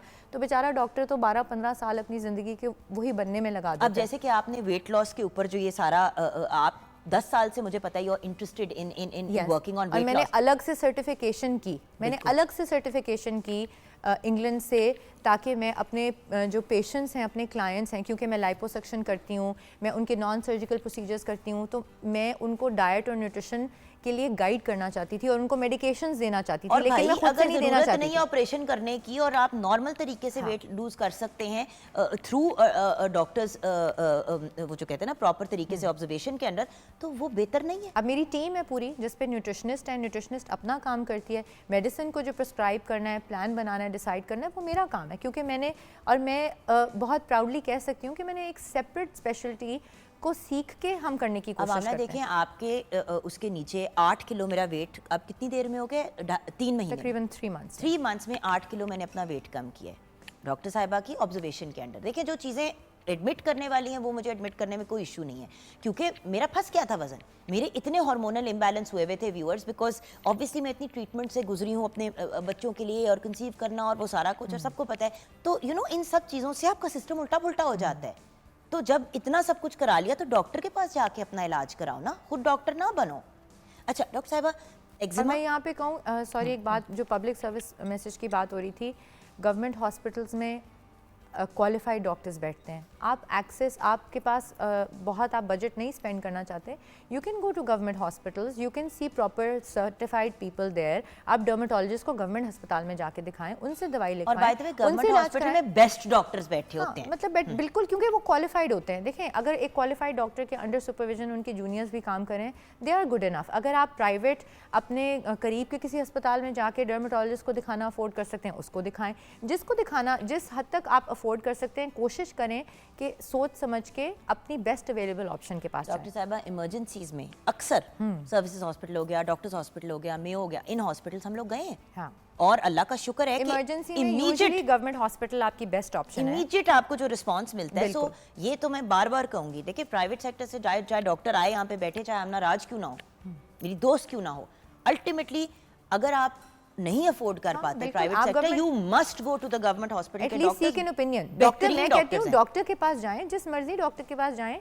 सबका इलाज तो मैं नहीं कर सकती, ठीक है, मैं ये दुआ करती हूँ कि जो मेरे पास आए मेरे हाथ में उसके लिए शिफा जरूर हो, लेकिन ऑफ कोर्स जो आपके एक्सेस में है, जो बेस्ट चीज़ आपके एक्सेस में है, आप उसको अप्रोच जरूर करें। अच्छा doctor, let's talk about eczema. अब छाई से रिलेटेड भी सवाल आ गया, तो मैं ज़रा छाइयों से रिलेटेड आपसे क्लैरिटी चाहती हूँ, क्योंकि लोग दावे करते हैं कि हम आपकी छाइयाँ बिल्कुल गायब कर देंगे, और मैंने आज तक किसी की छाइयाँ 100% जाते हुए नहीं देखी। तो पहले मैं एक्जिमा वाली चीज़ को कवर कर लूँ। आपने ये तो बताया कि उसका इलाज ये है, लेकिन थोड़ा सा एक्जिमा के बारे में, कुछ बच्चों को हम देखते हैं पूरे मुंह पे एक्जिमा हुआ है, हाथों पे हुआ है, बाजुओं। मेरी एक नीस है, उसकी पूरी बॉडी पे एक्जिमा था। यूजुअली बच्चों को एटोपिक डर्मेटाइटिस होता है, या सेबोरिक, जब पैदाइश पे होता है, जैसे सर में खिरन बने हुए हैं, येलो वो स्कैब से जमे हुए हैं, वो सेबोरिक डर्मेटाइटिस होता है। क्रेडल कैप के साथ बच्चे पैदा होते हैं। उसके बाद आहिस्ता आहिस्ता जो है स्किन पे बच्चों में यूजुअली 3 मंथ्स से 6 मंथ्स तक की एज में, जिनकी सेंसिटिव स्किन होती है, जिनकी फैमिलीज़ में asthma, dust allergy, pollen allergy run करती है, उन बच्चों में जो है वो एटोपिक एक्जिमा आ सकता है।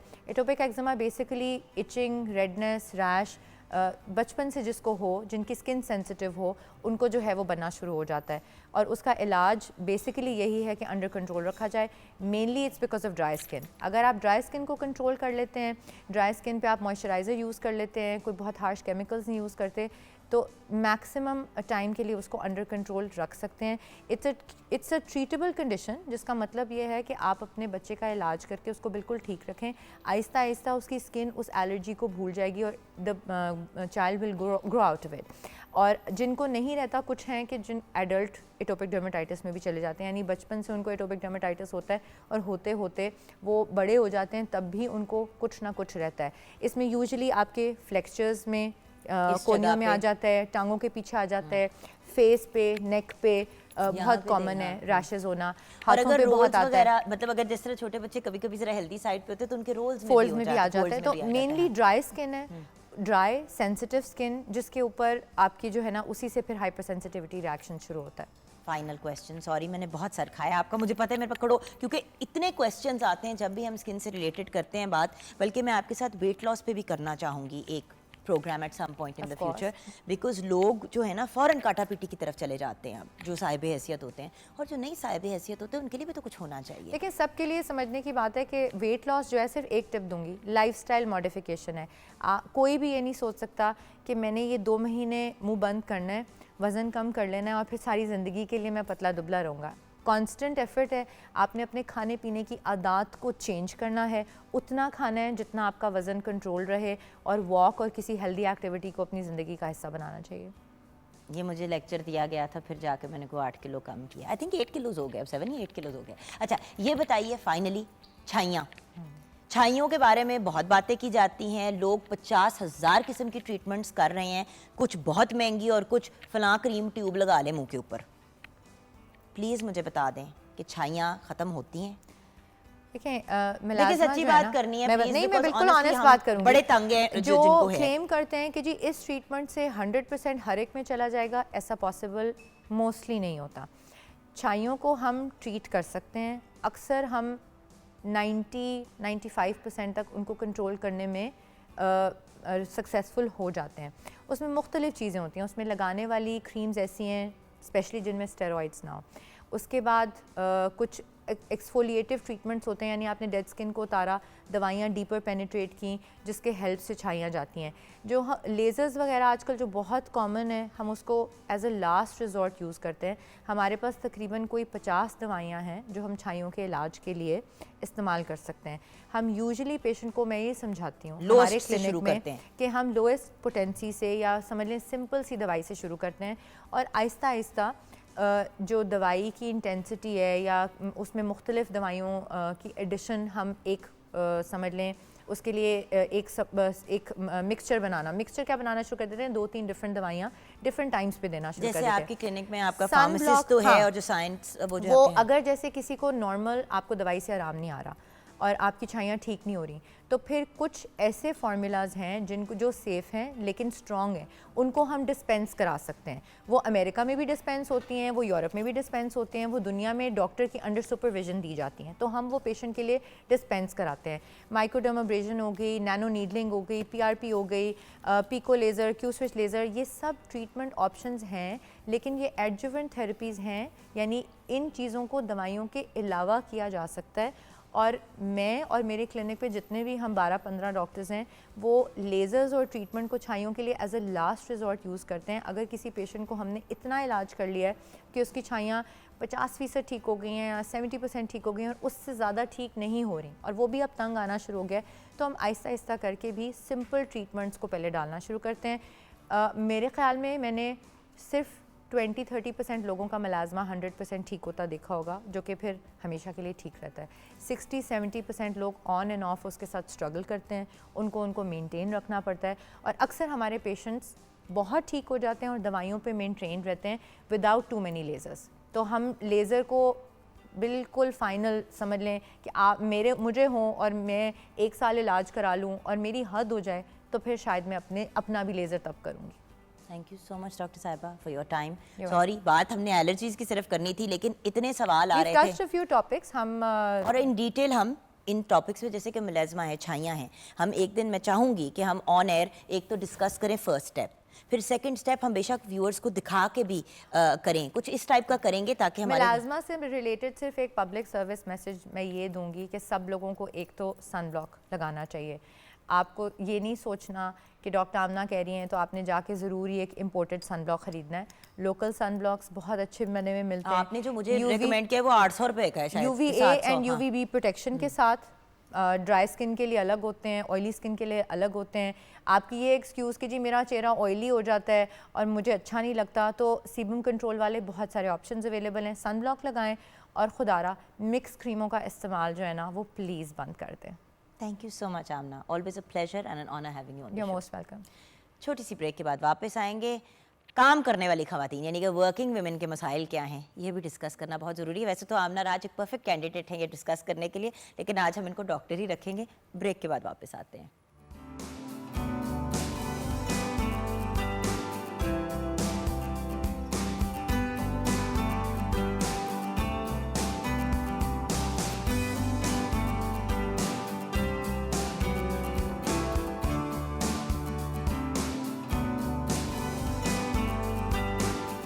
Welcome back from the break viewers. जैसे कि ब्रेक से पहले आपको हल्का सा आइडिया दिया था कि आज हमने बात करनी है वर्किंग वुमेन और वो क्या मसाइल फेस करती हैं।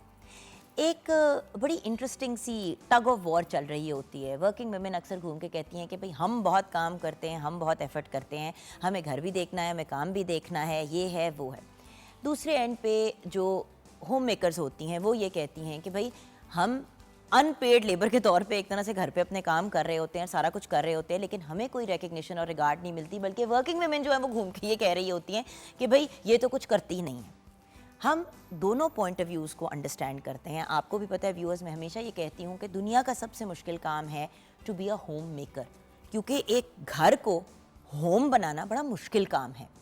अगर एज अ वर्किंग लेडी आप ये दोनों चीज़ें अचीव कर लेते हैं, दैट इज़ ब्रिलियंट। और अगर कोई खातून एक तरह से सैक्रिफाइस ही है ना कि मैं अपना सारा वक्त जो है अपने बच्चों को, अपने ख़ानदान को, अपने ससुराल को, अपने हस्बैंड, मतलब बेसिकली आप एक सपोर्ट सिस्टम बन जाते हैं फॉर योर स्पाउस, वो भी बहुत बड़ी बात है। तो यहाँ पे ये नहीं बात हो रही कि क्या बेहतर है और क्या ख़राब है, लेकिन हमने अपने मुल्क की इकॉनमी को अगर बेहतर करना है, अगर हमने पाकिस्तान को एक सर्टन लेवल पे लेके जाना है, तो ख़वातीन को घरों से निकलना पड़ेगा। क्योंकि अगर 51% या 52% हमारी आवाम ख़वातीन हैं और वो सब घर पे रहेंगी, तो हमारे मुल्क का सिलसिला आगे कैसे चलेगा। तो आज 3 फिनोमिनल वर्किंग लेडीज़ हमारे साथ हैं, डिफरेंट फील्ड से इनका ताल्लुक़ है।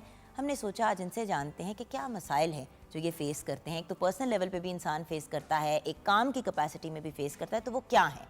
आइए बात करते हैं नौशी भट्ट साहिबा से, जो एक सोशल एक्टिविस्ट भी हैं, ब्यूटिशियन हैं, एंटरप्रेन्योर हैं, राइटर हैं, इन्फ्लुएंसर है, ब्लॉगर हैं। अस्सलाम वालेकुम। वालेकुम अस्सलाम। Thank you so much for joining us today. Thank you Jugan. आपके साथ हमें ज्वाइन किया है मशाल खालिद ने। आपका ताल्लुक़ बैंकिंग की फील्ड से है, फाइनेंशियल इंस्टीट्यूशंस के साथ आप काम करती हैं, तो आइए इनसे भी मुलाकात करते हैं। अस्सलाम वालेकुम। Thank you so much for joining us. You're welcome. और हमारे साथ रिदा फातिमा हैं। She is an entrepreneur, jewellery designer भी हैं, एजुकेशनिस्ट भी हैं, और इनसे भी जानेंगे कि क्या मसले मसाइल फेस करने पड़ते हैं इनको। अस्सलाम वालेकुम Rida. Assalamualaikum Jugan, how are you? I am good. Rida, I am gonna start with you. Yes. सबसे पहले तो ये बताएं कि आजकल मसरूफियात क्या हैं। I am a jewelry designer और jewelry घर से अपना बिजनेस रन कर रही हूँ। आर्टिफिशियल ज्वेलरी में कर रही हूँ एंड होम बेस्ड है सारा कुछ। I have my own workshop, उधर से चीज़ें बनवाती हूँ और ऑनलाइन वेबसाइट पे I sell them of.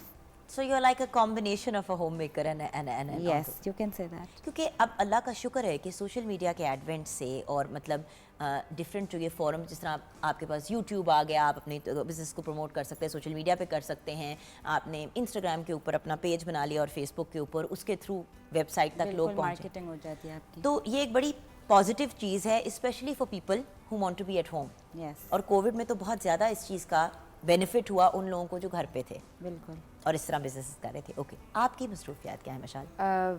Government small और मीडियम इंटरप्राइजेज़ के लिए डिफरेंट लोन्स देती है कंसेशन रेट पे। तो बैंक में मेरा काम यह है कि हम उन लोन्स को प्रमोट करते हैं। स्मॉल और मीडियम सेक्टर्स जैसे ये बता रही हैं, ये एक स्मॉल सेक्टर या एंटरप्रेन्योर्स हैं, स्पेशली वुमेन एंटरप्रेन्योर्स। यानी कि इन्वेस्टमेंट्स आप लोग पहुंचाते हैं हाँ, उन लोगों तक। बिल्कुल। जैसे ये वुमेन एंटरप्रेन्योर हैं, इनको हम हमारे थ्रू लोन्स मिलते हैं और इनको प्रमोट करने के लिए गवर्नमेंट बहुत ज़्यादा काम कर रही है इस चीज़ के लिए। बिल्कुल, and we are very very grateful for that, because एक स्टेज पे आई रिमेंबर हमने मॉर्निंग एट होम में ये अनाउंस किया था कि भाई अगर आप अपनी कोई बिजनेस स्टार्ट करना चाहते हैं, यूथ बिजनेस लोन जो एक ज़माने में, वो एक बहुत ही brilliant endeavour, because at the end of the day 60% आपकी आवाम जो है वो यूथ है, 60-70%। तो अगर उन तक लोन्स पहुंच जाएं, लड़के और बाय द वे उसमें प्रॉपर कोटा था डिफरेंटली एबल्ड लोगों का भी, for women and for main, बिल्कुल बिल्कुल। एंड आई थिंक ट्रांसजेंडर्स के लिए भी अब बिल्कुल एक ट्रांसजेंडर्स के लिए भी हम उनको भी प्रमोट कर रहे हैं कि कोई सेक्टर निगलेक्ट ना हो हमारी सोसाइटी का। सो व्यूअर्स, जो लोग सोचते हैं कि हम नहीं कर पाते, प्रॉपर तशखीस करें, there are opportunities. Even if you are a transgender और आप अपना कोई काम शुरू करना चाहते हैं, आप में कोई हुनर है, तो प्लीज़ आगे बढ़ें और अपनी ज़िंदगी का कंट्रोल अपने हाथ में वापस। बिल्कुल, और मैं ये समझती हूँ कि आए बैंक आके आप ज़रूर इनसे हमसे डिस्कशन करें और आपको कोई ना कोई सोल्यूशन ज़रूर मिलेगा आपकी ज़रूरत के मुताबिक। जी नौशी साहिबा, आपकी आजकल क्या मसरूफियात हैं? मेरी मसरूफियात आजकल ऑनलाइन देसी फूड का काम मैं कर रही हूँ पिछले साल से। वो चल रहा है मेरा, और साथ में कंसल्टेंसी कर रही हूँ, कैनेडियन कंसल्टेंसी, और साथ ट्रैवल टूरिज़म। Wonderful wonderful. और साथ साथ एक्टिविज्म तो आपका चल ही रहा है। एक्टिविज़म चल रहा है, वो तो साथ साथ चलता है। Okay, first and foremost as women, क्योंकि अपने से शुरू कर लेती हूँ, जो सबसे ज़्यादा चीज़ मुझे चुभती है वो ये है कि मैं कितना भी काम कर लूँ, कुछ भी कर लूँ, eight the end of the day मुझे सबसे पहला यही सवाल पूछा जाता है, आए हाय तुम्हारा घर तो बहुत निगलेक्ट होता होगा, तुम्हारे बच्चे तो बहुत डिस्टर्ब होते होंगे। और मैं यही सोचती हूँ कि यार आज भी यही बात मुझे सुनने को मिल रही है इतने अरसे से। मतलब एक बंदा काम कर रहा है, एफर्ट कर रहा है, अल्हम्दुलिल्लाह बच्चे भी मेरे पल रहे हैं, घर भी चल रहा है। ये तो नहीं है कि अगर कोई घर पे मेहमान आता है तो उसको पानी तक नहीं पूछा जाता, या अगर खाने पे किसी को बुलाया तो खाना नहीं बना होता, यू नो, या कोई गिला शिकवा हो। क्योंकि हम तो अब मीडिया में काम करते हैं, एक सेकंड में पता चल जाता है कि फ़लाँ का मियाँ इससे खुश नहीं है, फ़लाँ के बच्चे ये हरकतें कर रहे हैं। So it's all open. So for example that something I face all the time. एक ये ऑलमोस्ट लाइक प्यार लाड में ये एक बैकलैश कि यार तुम्हारा तो घर बड़ा डिस्टर्ब्ड होगा, इतनी चीज़ें तुम करती हो। वर्किंग वुमेन के क्या मसाइल हैं आजकल? मेरा बच्चा है, ही इज़ 3 years old। माशाल्लाह। तो मैं सबसे ज़्यादा चैलेंजिंग मुझे उसके लिए फ़ील होता है कि मैं उसको टाइम दे सकूं, वो कहीं निगलेक्ट ना हो। तो when I am back at home तो मुझे बस उसी की टेंशन होती है, क्वालिटी टाइम। बिल्कुल। जब मैं इधर भी हूँ तो मुझे कि वो स्कूल से आ गया होगा, खाना खा लिया होगा, मेडिसिन ले ली होगी, तो ये सब I think this will go on for ever. You can not get away. बच्चे जवान भी हो जाते हैं तो हमें गिल्टी होती है बिल्कुल। कि कहीं कोई कमी तो नहीं रह गई। अभी मैं अपने प्ले के शूट के लिए पिछले दिनों गई हुई थी, जब मैं वापस आई हूँ तो मुझे पूरे जहाज़ पे कराची से लाहौर आते हुए यही बार बार ख्याल आ रहा था कि यार मैं बहुत बुरी माँ हूँ, यार मैं बहुत बुरी ये माँ हूँ। गिल्ट तो बिल्कुल क्या रहता मैं है। मतलब क्या मैंने अपने बच्चों को अब इस बारी, क्योंकि मैंने एक्टिंग छोड़ दी थी इसी गिल्ट में कि यार मेरा घर ना ख़राब हो, बट मेरे मियाँ ही नहीं फिर मुझे धक्का मारा, कहता भाई मैं भी हूँ, मैं भी पेरेंट हूँ। बिल्कुल। अगर तुम हर वक्त संभालती हो और मेरे सुप्रीम कोर्ट के केसेस और बाकी चीज़ें तुम लिहाज करके घर पे मैनेज करती हो तो मैं भी कर सकता हूँ। कभी कभी हम अपनी गिल्ट में अपना बेड़ा गर्क कर देते हैं। बिल्कुल। बल्कि मैं ये कहती हूँ कि जैसे आप जैसी मदर्स भी होते हैं जो एक स्ट्रॉन्ग बच्चों को आगे परवरिश देती हैं।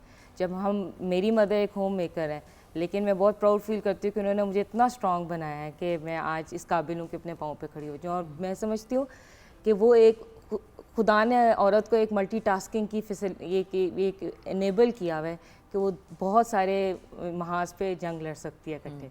तो और वह हर तरफ लेवल से पे आपको क्या इश्यूज फेस करने पड़ते हैं? एक थोड़ी बहुत डिस्क्रिमिनेशन होती है, लेकिन अब ऑर्गेनाइजेशंस इस मामले में इवॉल्व कर रही हैं, वो बेहतर हो रही हैं, वो फैसिलिटेट कर रही हैं बहुत सारे फीमेल्स को इस मामले के लिए डे केयर्स दे रही हैं। और नहीं, बट ऑर्गेनाइजेशंस में भी तो अब देखो ना, you are a business owner तो you are in a different situation, but जैसे कि आप काम करते हो इदारों के लिए, वो इदारा आपकी सपोर्ट करे भी तो दूसरे इदारे जो कंपटीशन होते हैं वो पता नहीं क्यों, मुझे लगता है स्पेशली बैंकिंग में हो गया, वकालत में हो गया। मेरे हस्बैंड अक्सर कहते हैं कि यू नो लड़कियां आती हैं इस फील्ड में और वो डिस्करेज हो जाती हैं क्योंकि लोग इतना उनको बातें सुना सुना के घर वाले ही कहते हैं कि इतने लंबे आवर्स, इतना ये इतना वो छोड़ देती हैं, अच्छा भला अपना करियर छोड़ देती हैं बातें सुनने की वजह से। वो ही मैं जैसे बता रही हूँ कि डिस्क्रिमिनेशन इस तरह से होता है कि एक सीनियरिटी के लेवल पे लाना ज़रा उनके लिए आना मुश्किल होता है, क्योंकि ऑब्वियसली उन्होंने मैटरनिटी लीव्स और इस तरह की लीव्स लेनी होती हैं। मैटरनिटी लीव की वजह से ऑफिसेस को लगता है कि वो 100% डेडिकेशन नहीं दे सकती, और इसी वजह से जो है ना उनके लिए ग्रोथ के चांसेस थोड़े से कम हो जाते हैं कंपैरेटिवली बंदों के, अगर हम देखा जाए। बिल्कुल। तो एक मेल के साथ कंपटीशन वाला जो एलिमेंट है जो एक्चुअली हम नहीं कम्पीट करना चाहते, हमारा कंपटीशन अपनी ज़ात के साथ ही होता है, लेकिन पता नहीं क्यों हमें पिच कर दिया जाता है against a man. That's true. जी मैम। ऐसा ही है। मेरा थोड़ा सा मामला अलग रहा है कि मैं शादी मेरी जल्दी हो गई। मेरे 2 बेटियां 2 बेटे हैं माशाल्लाह। तो टीन एज में हैं, सारे 3 बच्चे टीन एज में हैं, छोटा अभी 11 इयर्स ओल्ड है। सदके। तो मुझे ये था कि बच्चे छोटे थे तो मैं कुछ नहीं कर सकी, शादी जल्दी हो गई, स्टडी भी कंप्लीट नहीं कर सकी। You were a home maker. हाँ। आपने बहुत कुछ किया है। किया तो है, लेकिन मैंने मतलब वो हाँ मैं बताना ये चाह रही हूँ कि प्रोफेशनली जैसे Profession नहीं इंडिपेंडेंट अपना pursue कर प्रोफेशन सकी। नहीं कर सकी, तो वो मैंने लेकिन उसके करना साथ चाहती थी, करना चाहती थी। उस वक्त भी करना चाहती हाँ थी। उस वक्त भी करना चाहती थी, और मुझे लगता है कि शायद अगर मैं उस वक्त करती तो मे भी थोड़ा सा मुझे जो मेरे गोल्स थे वो मैं शायद जल्दी अचीव कर लेती। लेकिन अभी भी मुझे उस पर कोई वो रिग्रेट नहीं है, क्योंकि मैंने अपना क्वालिटी टाइम अपने बच्चों को दिया, घर को दिया, और जो उनका बचपन था मैंने उनके साथ वो जिया कि उनकी क्रॉलिंग और उनकी सारी चीज़ें मैंने देखी, उनकी हर चीज़ मैंने उनके साथ की। और अब माशाल्लाह बच्चे बड़े हो गए हैं थोड़ा, तो अब ये है कि वो साथ इसी तरह लगता है कि बस दोस्त हैं और बच्चे हैं, वो मिक्स चीज़ हो जाती है सारी। एक औरत के लिए जो काम करना चाहती है, अपना नाम बनाना चाहती है, तालीम कितनी अहम है? ये एक इम्पॉर्टेंट सवाल है, क्योंकि मैं हमेशा ये उन लड़कियों से पूछती हूँ जिन्होंने तालीम हासिल की, जैसे कि आपने कहा कि आपको छोड़नी पड़ी, आपको लेट गो करनी पड़ी, मैं उस पर भी बात करना चाहूँगी, but let's start with you. तालीम कितनी अहम है आपकी नज़र में एक लड़की के लिए? तालीम सबसे अहम है। इसके हमें डिफ्रेंशिएट करना सिखाती है एजुकेशन, सही गलत में और हर चीज़ में। आई थिंक बहुत सी लड़कियों बच्चियां जो को इन्फ्लुएंसिंग की तरफ आ रही हैं, वो घूम के कहती हैं कि वो मतलब मैट्रिक कर लेती हैं, ज़्यादा FA कर लेती है, कहते हैं यार हम ऐसे ही इतने पैसे बना लेते हैं, पढ़ाई की क्या ज़रूरत है। अब वो वाला मसला नहीं रहा कि घर वाले आपको पढ़ा रहे हैं कि नहीं, अब ये वाला मसला हो गया कि बच्चे खुद कहना शुरू हो गए हम क्यों अपना टाइम ज़ाया करें।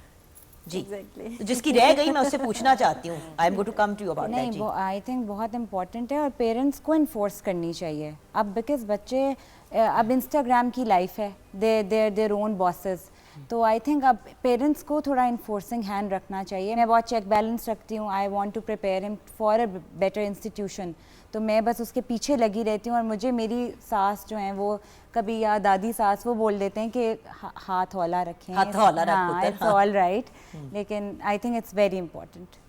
What about you? तालीम बहुत ज़रूरी, मैं समझती हूँ कि अब देखो ये ना, आप एक इतनी कंपेटिटिव फील्ड में हैं। हाँ, और ये मुझे एट पार बंदों के लाने में ये तालीम ही है कि मैं उनके साथ आई टू आई जो है ना, मैं उनके साथ compete कर सकती हूँ।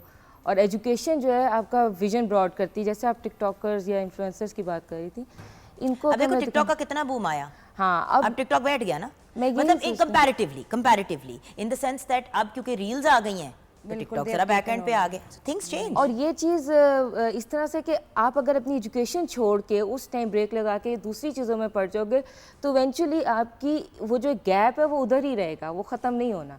सो आई बिलीव कि आपको अपनी एजुकेशन ख़त्म करके, कंप्लीट करके, फिर ये जो भी आपके शौक़ हैं आप ज़रूर पूरे करें, मगर एक दफ़ा अपनी वो एजुकेशन को कंप्लीट करें यकीनन। नौशी जी, आप हमें अपना पर्सपेक्टिव बड़े, मैं चाहूँगी कि ज़रा आप डिटेल में बताएं कि मतलब, क्योंकि आपने कहा ना कि मैं चॉइस थी आपकी कि आप अपने बच्चे शच्चे ये वो, पर तालीम को आपको साइड पे करना पड़ा। आज बीइंग अ मदर ऑफ माशाल्लाह 4 चिल्ड्रन, आपका क्या ओपिनियन है तालीम के बारे में? अच्छा, तालीम उस वक्त वो बात कट गई थी, लेकिन मैंने तालीम हासिल की, मैंने फिर बाद में ना? बाद में। और अभी मेरा BS maths communication, BS honours maths communication जो है वो मैंने कर लिया है। मैंने मैट्रिक किया, FA किया, उसके बट बाद कब किया? रिसेंटली किया ना? तकरीबन 2019 में मेरा कंप्लीट हुआ है। सो बात यह है कि एट एनी स्टेज, अब वो कह रही है ना कि अब इस स्टेज पे इनके बच्चे टीनेजर्स हैं, जो छोटा या छोटा जो है वो 11 साल का है, 11 साल यानी कि वो 8 साल का था जब इन्होंने अपनी, और 4 बच्चों के साथ अगर ये कर सकती हैं तो आई एम सॉरी, मुझे कोई भी एक्सक्यूज़ देना कि मैं वो FA में थी, मेरी शादी हो गई तो बस फिर पढ़ाई रह ही गई। She is a classic example of someone जो अपनी सारी रिस्पॉन्सिबिलिटीज़ के बावजूद भी तालीम उन्होंने अपनी और मुकम्मल मैंने की। स्किल्ड भी साथ की, मैंने सिलाई सीखी, फिर मैंने ब्यूटिशियन का कोर्स किया, फिर मैंने कंप्यूटर सीखा। And now you're running your home based वो भी। वो फिर साथ मैंने ये सारी चीज़ें, और फिर अब साथ सारे काम कर रही हैं और चल रहा है। बट ये पढ़ाई को कंप्लीट करने का देखे ना, बट कुछ ये तो नहीं है कि आपकी शादी हुई और 2 साल के बाद आपने तालीम, आपने गैप के बाद पूरे की। गैप के बाद। ये कब हिट किया और कब हुआ ये? अच्छा, मेरे लोगों के मियाँ बीवी की लड़ाई होती है कि मुझे ज्वेलरी चाहिए, मुझे घर चाहिए, मुझे ये चाहिए। मेरा ये बहस होती थी कि मुझे पढ़ना था और मैं पढ़ नहीं सकी, क्योंकि जॉइंट फैमिली सिस्टम था, तो वो थोड़ा टाइम आपको पता है उसमें थोड़ा देना पड़ता है आपको। तो फिर मेरे हस्बैंड ने मुझे एक दिन बुक्स ला दी मैट्रिक की, ये पकड़ो किताबें पढ़ो, पढ़ना है तो पढ़ो। अच्छा, हमने मैट्रिक भी नहीं किया हुआ था? नहीं, मैट्रिक मेरा नहीं था। और हमने उसके सदके बाद फिर उन्होंने मुझे दिसंबर 21 को मुझे बुक्स ला के दी थी और मार्च में एग्ज़ाम थे, और मैंने 2 महीने में 9th और 10th के एग्ज़ाम जो थे वो दिए थे और मैंने क्लियर किया था माशाल्लाह। और पूरी एकेडमी में जाके बाकायदा मैंने क्लासेस ली थी और सब बच्चों के बीच में बैठ के जाके मैं और पढ़ती बच्चे थी। कहाँ होते थे इस वक्त? बच्चे उस वक्त अपनी एकेडमीज में होते थे। अपनी academy। तो मैं अपनी एकेडमी में जाती। सदके जाऊँ आपके। अच्छा, उसके बाद फिर? और इसके बाद फिर वो मैंने मैट्रिक किया, फिर FA किया, साथ फिर मैंने 2014 में अपना सैलून शुरू किया खुद का, तो वो फिर मैंने साथ साथ चलाना शुरू किया। उसके बाद पिछले साल मैंने देसी फूड का शुरू किया था, ऑर्गेनिक देसी फूड, देसी घी, शहद वगैरह, ये सारा ये ऑनलाइन मैंने अल्हम्दुलिल्लाह बहुत अच्छा काम किया। माशाल्लाह माशाल्लाह। तो अब मैं ये कंसल्टेंसी और टूरिज्म में आ गई हूँ। Awesome, awesome. I think that's great. You see, viewers, वो कहते हैं ना, the world is your oyster. ਤੁਸੀਂ ਜੋ करना है ਤੁਸੀਂ कर सकते हो, करने वाले तो बनो। ड्रिवन होने उस शेख चिली वाले जो ख्वाब होते हैं ना, मैं ये करूँगी, मैं वो करूँगी। अब आपने अपनी ज़िंदगी का कंट्रोल वापस अपने हाथ में लिया। देखिए, जब हम छोटे होते हैं, हमारी शादियाँ हो रही होती हैं, काफ़ी हद तक हम इस पोजीशन में नहीं होते कि हम हाँ करें या ना करें। ऐसे ही है। उसके बाद अपनी ज़िंदगी को कंट्रोल में लेके आना, वो फिर हमारे हाथ में होता है, क्योंकि एक उम्र के बाद ये एक्सक्यूज़ नहीं चलता फिर कि मैं कर नहीं पाई। ब्रेक की तरफ जाएंगे, ब्रेक के बाद जब वापस आएंगे, सपोर्ट सिस्टम कितना इंपॉर्टेंट होता है, और ये जो तीनों ब्रिलियंट यंग लेडीज़ हमारे साथ हैं, इनके सपोर्ट सिस्टम्स कौन हैं, क्या थे, और फिर कौन से लोग हैं जो सबसे ज़्यादा मसाइल भी खड़े करते हैं। कुछ लोग कहते हैं हमारे इन लॉज ने हमें बड़ा तंग किया, कुछ लोग कहते हैं कि माँ बाप ने हर स्टेज पे कहा कि मियाँ कह रहे कि कर लो काम, माँ बाप कह रहे नहीं करना तुमने, तुम्हारा घर खराब हो जाएगा। मेरी अपनी 2 फ्रेंड्स हैं जिनके पेरेंट्स ने शादी के बाद भी उनको इजाज़त नहीं दी कि तुम काम नहीं कर सकती, और उनके मियों ने लड़के फिर उन्हें कहा कि भैया मेरी बीवी है ना, मेरी प्रॉब्लम है, आपने शादी कर दी, अब ये मेरी जिम्मेदारी है। So the point is viewers, ये भी जो एक एलिमेंट होता है ना कि वो कौन से लोग हैं जो हमारे लिए हिंड्रेंसेस क्रिएट कर सकते हैं, और हम और ख़वातीन के लिए आसानियाँ कैसे पैदा कर सकते हैं, ये हम ब्रेक के बाद डिस्कस करेंगे।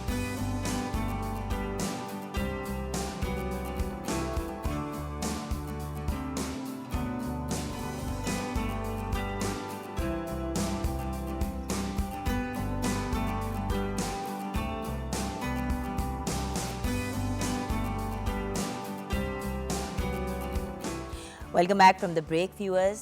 नो डाउट ख़वातीन को बहुत से बैरियर्स फेस करने पड़ते हैं जब हम छोटे होते हैं। तो आई एम सॉरी, आज भी ये होता है कि बेटों को ज़्यादातर प्रेफरेंस दी जाती है कि हमारा बेटा है, हमारा बेटा है, हमारा बेटा है। जबकि मज़े की बात यह है कि eight the end of the day बेटियाँ ही हैं जो माँ बाप की हया करती हैं। बेटे तो अक्सर शादी करके अपनी फैमिलीज़ और अपने ख़ानदान में बिज़ी हो जाते हैं और भूल जाते हैं कि अपने ख़ानदान में माँ बाप भी इंक्लूडेड होते हैं। सॉरी, बड़ी सख्त बात कर रही हूँ, but at this age and at this stage में जब देखती हूँ अपनी आंखों से ये चीज़ें होते हुए तो अफसोस होता है।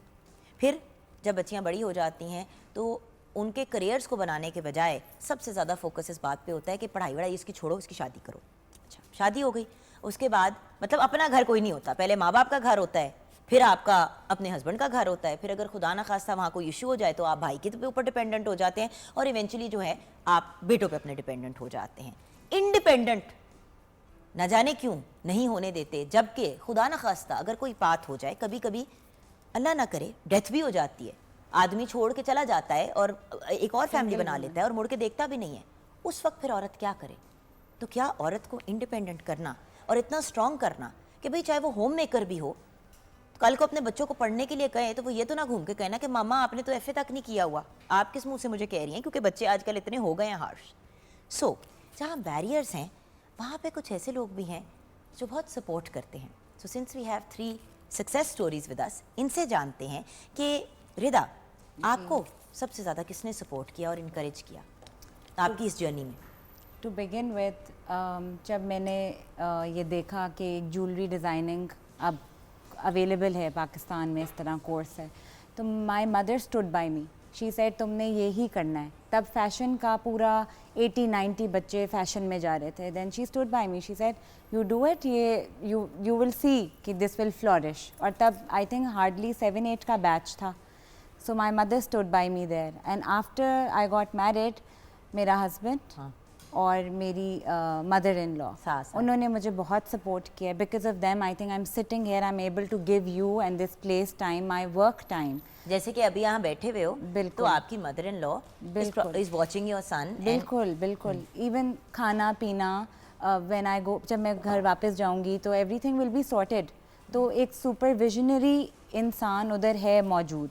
और किंग बनने के लिए किंग मेकर बड़ा जरूरी होता है. To be a queen you need people who support you in becoming a queen. बिल्कुल. और मेरी फैमिली ने मुझे बहुत सपोर्ट किया, to be honest. That's awesome. और वही होता है ना कि कल्ला काड़ इंसान जब निकल जाता है तो ज़रूरी नहीं है कि आप हर चीज़ को मैनेज कर पाएँ. I am also classic. अभी हम बात कर रहे थे कि माशाल्लाह कितने बच्चे हैं, क्या है, whatever. और it would be impossible for me to come and sit over here and host a show अगर मुझे घर पे सपोर्ट ना मिलती. तो कैसे करे बंदा? नहीं कर सकता. जी. हम 3 बहनें हैं, हमारा कोई भाई नहीं है, और मैंने कभी अपने फादर को ये कहते नहीं सुना कि बेटा नहीं है, और उन्होंने बिल्कुल ऐसी तरबियत की हमारी जैसे बेटों की करते हैं, कोई डिस्क्रिमिनेशन नहीं, कुछ नहीं. और मेरा सबसे बड़े सपोर्ट सिस्टम मेरे पेरेंट्स और मेरी बहनें हैं. और जहाँ पे मैं आज हूँ, आज उन्हीं की वजह से हूँ कि बहुत सारे बैरियर्स मैंने क्रॉस किए. और अभी माशाल्लाह रिसेंटली मैंने अपने पेरेंट्स को घर बना के गिफ्ट किया है. So that's a gift from me to my parents. या माशाल्लाह. सो ये बहुत ज़रूरी है आपको. और बहुत सारे लोग हैं जो आपको लेट डाउन करते हैं, मतलब बहुत सारी जगहों पे आपको आपके लिए बैरियर्स क्रिएट करते हैं, बट वहाँ पे फिर आपका सपोर्ट सिस्टम बहुत स्ट्रॉन्ग, बहुत ज़्यादा इंपॉर्टेंट रोल प्ले लोगों की करता है. बातें भी तो इशू ने सत्ती सवेरे निकल जाती है ते पता नहीं रात ਨੂੰ किन्ने बजे आंदी है. अजीब ही कोई है. एदे घर दा लोगों शर्म नहीं आंदी. बस उस टाइम भाई मेरे जाने और आने से आपकी जात को क्या फर्क पड़ रहा है? एग्जैक्टली मतलब वो जो कहते हैं ना what goes off your good father, तो ओदा की जानदा है, ਅਸੀਂ तो वो जाए यही चीज़ है कि उस टाइम मेरी मदर ने मुझे यही कहा कि आप उन लोगों की फिक्र ना करें, मैं उन्हें जवाब दे दूंगी. You do what you want to do, that's it. And अल्हम्दुलिल्लाह. और देखिए इतने, अब आप अगर देखें पॉलिटिक्स में ख़वातीन हैं, बैंकिंग में ख़वातीन हैं, वकालत में ख़वातीन हैं, एंटरप्रेन्योर्स, कितनी ज़्यादा यंग लड़कियां आगे बढ़ रही हैं. क्यों? बिकॉज है अंदर पोटेंशियल. तो और बात ये कि हमें इस चीज़ से निकलना पड़ेगा. मर्द और औरत, जेंडर को थोड़ी देर के लिए अगर हम भूल जाएं और इंसान को पहले इंसान की तरह देखें, होनी चाहिए. तो कट लगाएंगे उतना उसी कलर का खून दोनों का निकलना है, मर्द का और औरत दोनों का. हम अगर इस जेंडर के मसाइल से बाहर निकल आएंगे, बिकॉज ये भी तो बड़ी प्रॉब्लम है ना. आपको किसने सपोर्ट किया? मेरा जो मेरे हस्बैंड, और फिर बच्चे बड़े होते गए तो फिर बच्चे बहुत सपोर्ट करते हैं मुझे. मतलब कभी मैंने निकलना है या कोई चीज़ है तो जो काम मेरा कोई रह जाएगा वो बच्चे कर देंगे, हस्बैंड कर देंगे. ये बड़ा फायदा ना, ज़्यादा बच्चे पैदा कर ले तो ये फायदा हो जाता है. बेटा ये करा दो, अच्छा बेटा वो करा दो. आपके सोशल मीडिया मैनेजर बन जाते हैं आपके बच्चे. वो भी ये कर देते हैं. तो मेरे तो मतलब वो दोनों से हैं, क्योंकि मुझे मेरे जो फादर और मदर हैं, थोड़ा सा उनकी तरफ से इतना कोई सपोर्ट नहीं मिली. मेरे हस्बैंड ने ही फिर मुझे इनकरेज किया. और फिर अब वो इस तरह से है कि वो कहते हैं कि ठीक है. बट अब अम्मी अब्बा का क्या रिस्पॉन्स है? अबू तो नहीं है, अबू तो हयात नहीं है, तो अम्मी हैं. तो अम्मी बस वो कहती हैं जो भी है तेरा बंदा जाने तो तू जाने. अच्छा, यानी कि अभी भी कभी कोई उनको होता है थोड़ा महसूस. सा करते मैं एक बात बताऊं, दिल में शील बी वेरी प्राउड. हाँ वो है. लेकिन माएँ अगर खुला कह देना, एक दिन मैंने अपनी माँ को कहा, मैंने कहा मामा को कहा, मैंने कहा मामा कभी तो कह दिया करे वेल डन. कहती मैं तुम्हें वेल डन कह दिया ना तुम ठंडी पड़ जाओगी, तुमने इजी हो जाना है. ये भी सही है. एक वो चीज़ होती है ना कि कॉन्स्टेंटली आप एक चीज़ prove, but there are people जो बहुत इश्यूज क्रिएट करते हैं. एक पुशबैक भी आता है बहुत ज़्यादा. उस पुशबैक के बारे में क्या कहोगे? अभी भी एक मेल डोमिनेटेड सोसाइटी में है अमृता. बिल्कुल, आई एग्री. मैं इससे पहले मार्केटिंग की एक जॉब कर रही थी और मेरे आवर्स मैंने अपने बॉस से कह के थोड़े कम करवा लिए थे. तो जो बाकी एम्प्लॉयज़ थे मेल ओरिएंटेड, उन्हें बहुत प्रॉब्लम थी कि ये क्यों 4 बजे निकल रही है और हम क्यों 5 साढ़े 5 तक 9 to 5 था, हम क्यों बैठे हैं. और वो ये नहीं देख रहे थे कि मैं back and when I reach home, मैं घर जाके वो सारा सोशल मीडिया घर पे हैंडल कर रही थी. ऑल द क्वेरीज मैं घर पे उन्हें जवाब दे रही थी. क्लोथिंग ब्रांड था. तो आई थिंक वर्क प्लेस पे कंपटीशन बहुत रहता है और आपको जो लेट डाउन करने के लिए भी ये जो आपके मेल है Colleagues हैं. बिल्कुल, वो they play role in that. अच्छा, इंटरव्यूज़ में एक ज़माने में, आई डोंट नो आजकल ये होता है कि नहीं, बट ये सवाल अक्सर पूछा जाता था, आप मैरिड तो नहीं है? अभी भी पूछा मतलब आप मैरिड तो नहीं है, Exactly. यानी कि मैरिड होना कोई बीमारी है, ठीक है ना? आपके बच्चे नहीं, हैं, आई थिंक वो अंडरस्टैंड करते हैं कि उसके साथ एक पूरी थिंग अटैच आपको मिलेगी बट मेरी बात रिस्पॉन्सिबिलिटीज सुने, की। अगर फॉर एग्जांपल, अब एक फैक्ट है और मैं ये ऑनर एडमिट करने के लिए तैयार हूँ, मुझे कोई इशू नहीं है कि जब भी बच्चों की पीटीएम होती है, पेरेंट टीचर मीटिंग होती है, मैं नहीं जा पाती, क्योंकि मंडे टू फ्राइडे 9 बजे और 12 बजे का टाइम होता है पेरेंट टीचर मीटिंग्स का, राइट? मैं लाइव शो होस्ट करती हूँ 10 से 12, मेरे लिए स्कूल अपना सिस्टम नहीं चेंज करेगा। गॉड ब्लेस फैसल कि सारे बच्चों के पेरेंट टीचर मीटिंग्स फैसल ही जाके अटेंड करते हैं। वो और बात है कि एक एक चीज़ का मुझे वो साथ साथ मैसेज करते रहते हैं, अच्छा हमजा का ये है, हसन के बारे में ये है, नूर बानो अभी नहीं जाती स्कूल, बाकी बच्चे हमारे बड़े हैं। So the thing is eight the end of the day supportive spouse अपनी जगह है, लेकिन सपोर्टिव काम एंड की इन्वायरमेंट भी तो हो ना। अब for example if you decide to get married and have children, अगर आपकी काम की जगह जो है हर जगह पे आपके लिए हर्डल क्रिएट कर रही है, आप कह रहे हैं जी मुझे शादी के लिए 5 दिन ऑफ चाहिए, वो कहे जी हम तो नहीं दे सकते। That's true. मर्द अगर कहता है कि मैं जा रही हूँ कि मैं अपने बेटे को जरा डॉक्टर पे लेके जा रहा हूँ, तो वाह वाह होती है, वो क्या बात है, देखो कितना अच्छा बाप है, हम कहे हमने अपने बच्चे को डॉक्टर पे लेके जाना। ये एक तो इन औरतों के मसाइल ही नहीं खत्म होते। एग्जैक्टली ऐसे ही है। हम इंसान हैं, हमारा भी हक है कि हम भरपूर जिंदगी गुजारें। Exactly. ज़बरदस्ती मतलब हमारे ऊपर ऐसी चीज़ें इन्फोर्स कर देना जो हमें मेंटली भी डिस्टर्ब करती हैं, इसीलिए तो ख़वातीन एंग्जाइटी का इतना ज़्यादा शिकार होती हैं आजकल। बिल्कुल। व्हाट आर दीज हर्डल्स जो मतलब जो आपको इरिटेट करते हैं?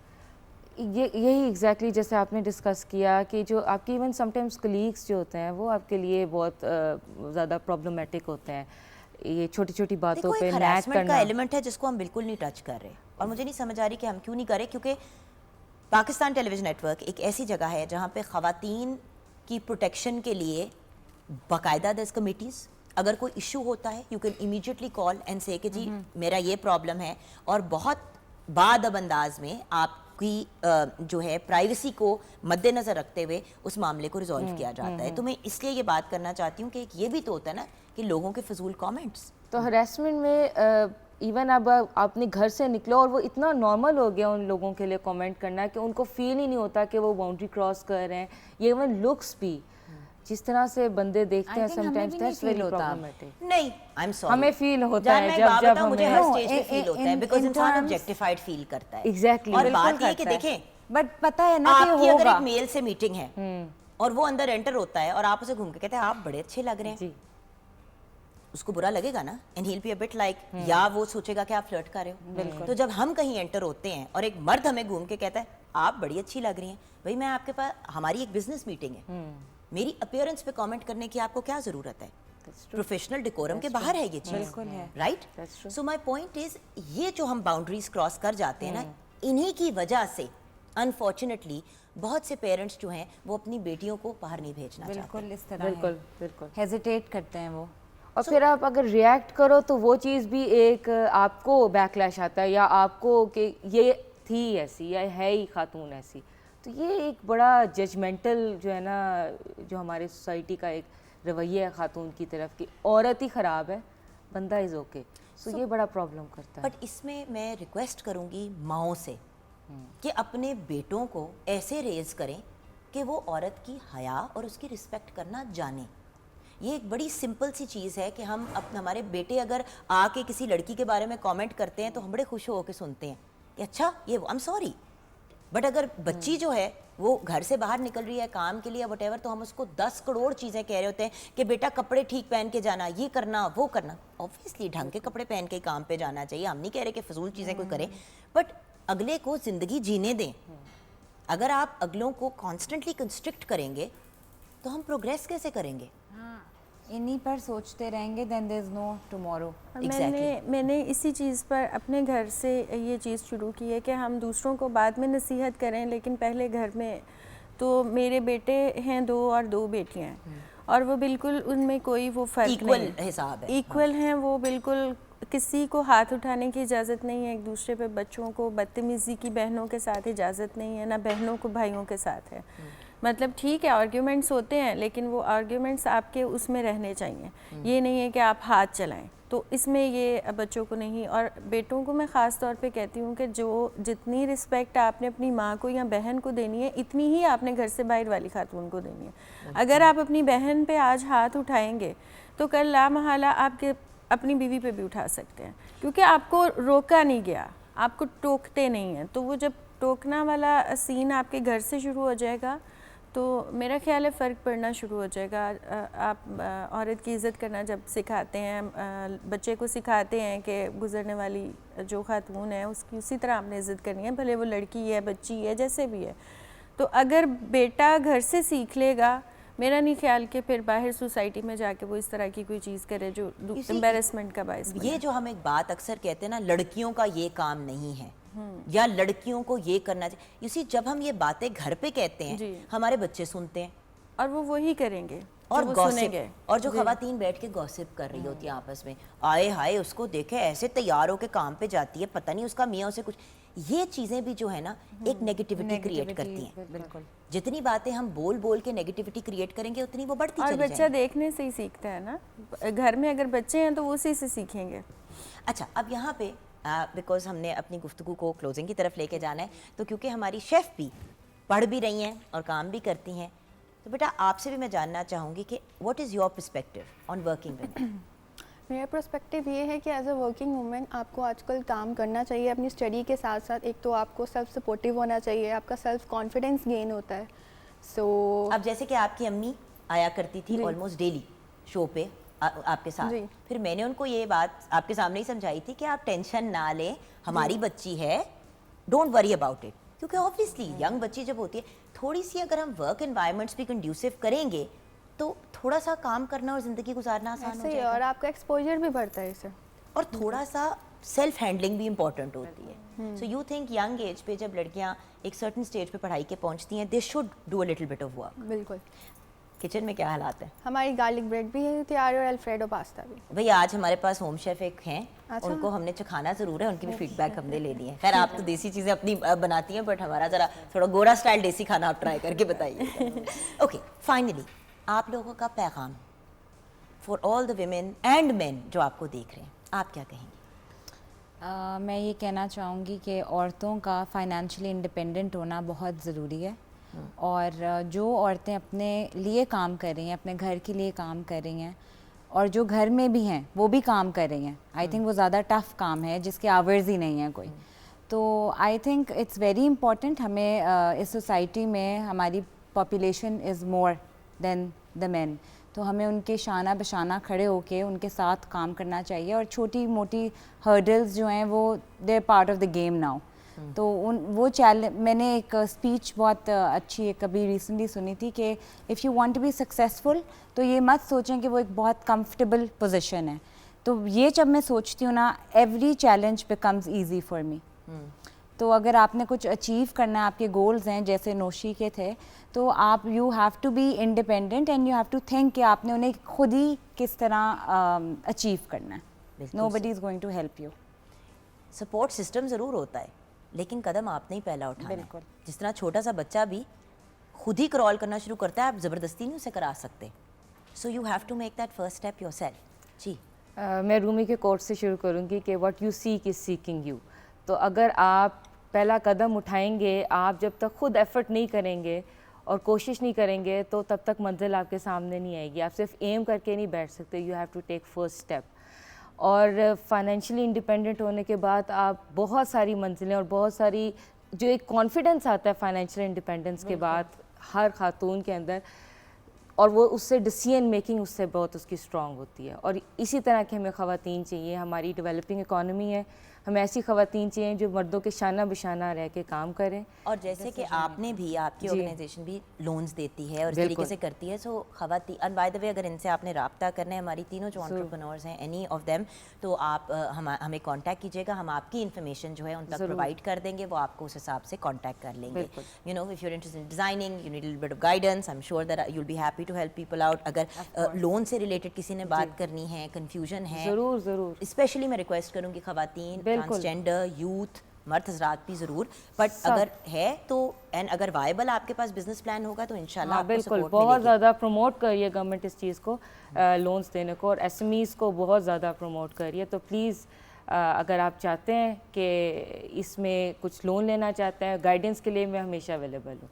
अनुषी जी फाइनली मेरा मैसेज ये है कि बच्चियों को इंडिपेंडेंट करें, वेमेन का एम्पावर होना बहुत ज़रूरी है, और इसके साथ एजुकेशन के साथ साथ आप उनको स्किल भी सिखाएं, ये बहुत ज़रूरी है। क्योंकि हमारे यहाँ सिर्फ तालीम पे तो फोकस बहुत ज़्यादा है कि बच्चों को पढ़ाएं, सॉरी टू से थोड़ा सा ये नहीं बताया जाता कि पढ़ना क्यों है, बस पढ़ें। तो वो थोड़ा सा ये है कि पढ़ने के साथ साथ अगर आप उनको स्किल सिखाते हैं तो वो उनके आगे काम आती है किसी भी तरह। जैसे ये बच्ची हमारी पढ़ भी रही है और स्किल है इसके पास, तो मतलब कामयाब हो जाएगी इंशाल्लाह।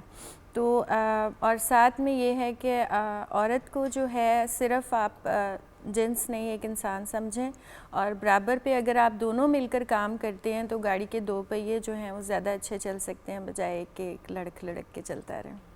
Thank you so much for joining us today. God bless you all, and thank you so much to you also for sharing your thoughts with us and for preparing delicious खाना on the show. Viewers, यहाँ पे हम अपने show को close करेंगे इस दुआ के साथ, इस रिक्वेस्ट के साथ कि ख़वातीन को ज़िंदगी में आगे बढ़ने दें। अगर एक खातून अपनी चॉइस से होम मेकर है और वो खुश है in being a home maker, that is absolutely wonderful. But ज़बरदस्ती किसी को होम मेकर बनवा देना, उससे ये पूछे बगैर कि भाई क्या ये करना चाह रही हो या क्या कुछ पढ़ना, साथ पढ़ाई के साथ साथ कुछ काम भी करना चाहती हो, ये इन्फोर्स करना कि भाई तुम्हारी शादी हुई है, आप तुम बच्चे पैदा करो। भाई अगर एक हस्बैंड वाइफ जो हैं कुछ साल अपने करियर को बना के अपने लिए कुछ फाइनेंशियल गेन करके घर बनाना चाहते हैं, कोई और चीज़ करना चाहती है, तो सोसाइटी उनको नहीं करने देती। सो एक मुआशरा होने के नाते हमारा फ़र्ज़ बनता है कि लोगों के लिए आसानियाँ पैदा करें, और अगर आसानियाँ नहीं पैदा कर सकते तो कम से कम मुश्किलात ना पैदा करें, हर्डल्स ना क्रिएट करें। अपना ख्याल रखिएगा। ज़िंदगी रही तो फिर मुलाकात होगी। खुदा हाफिज़।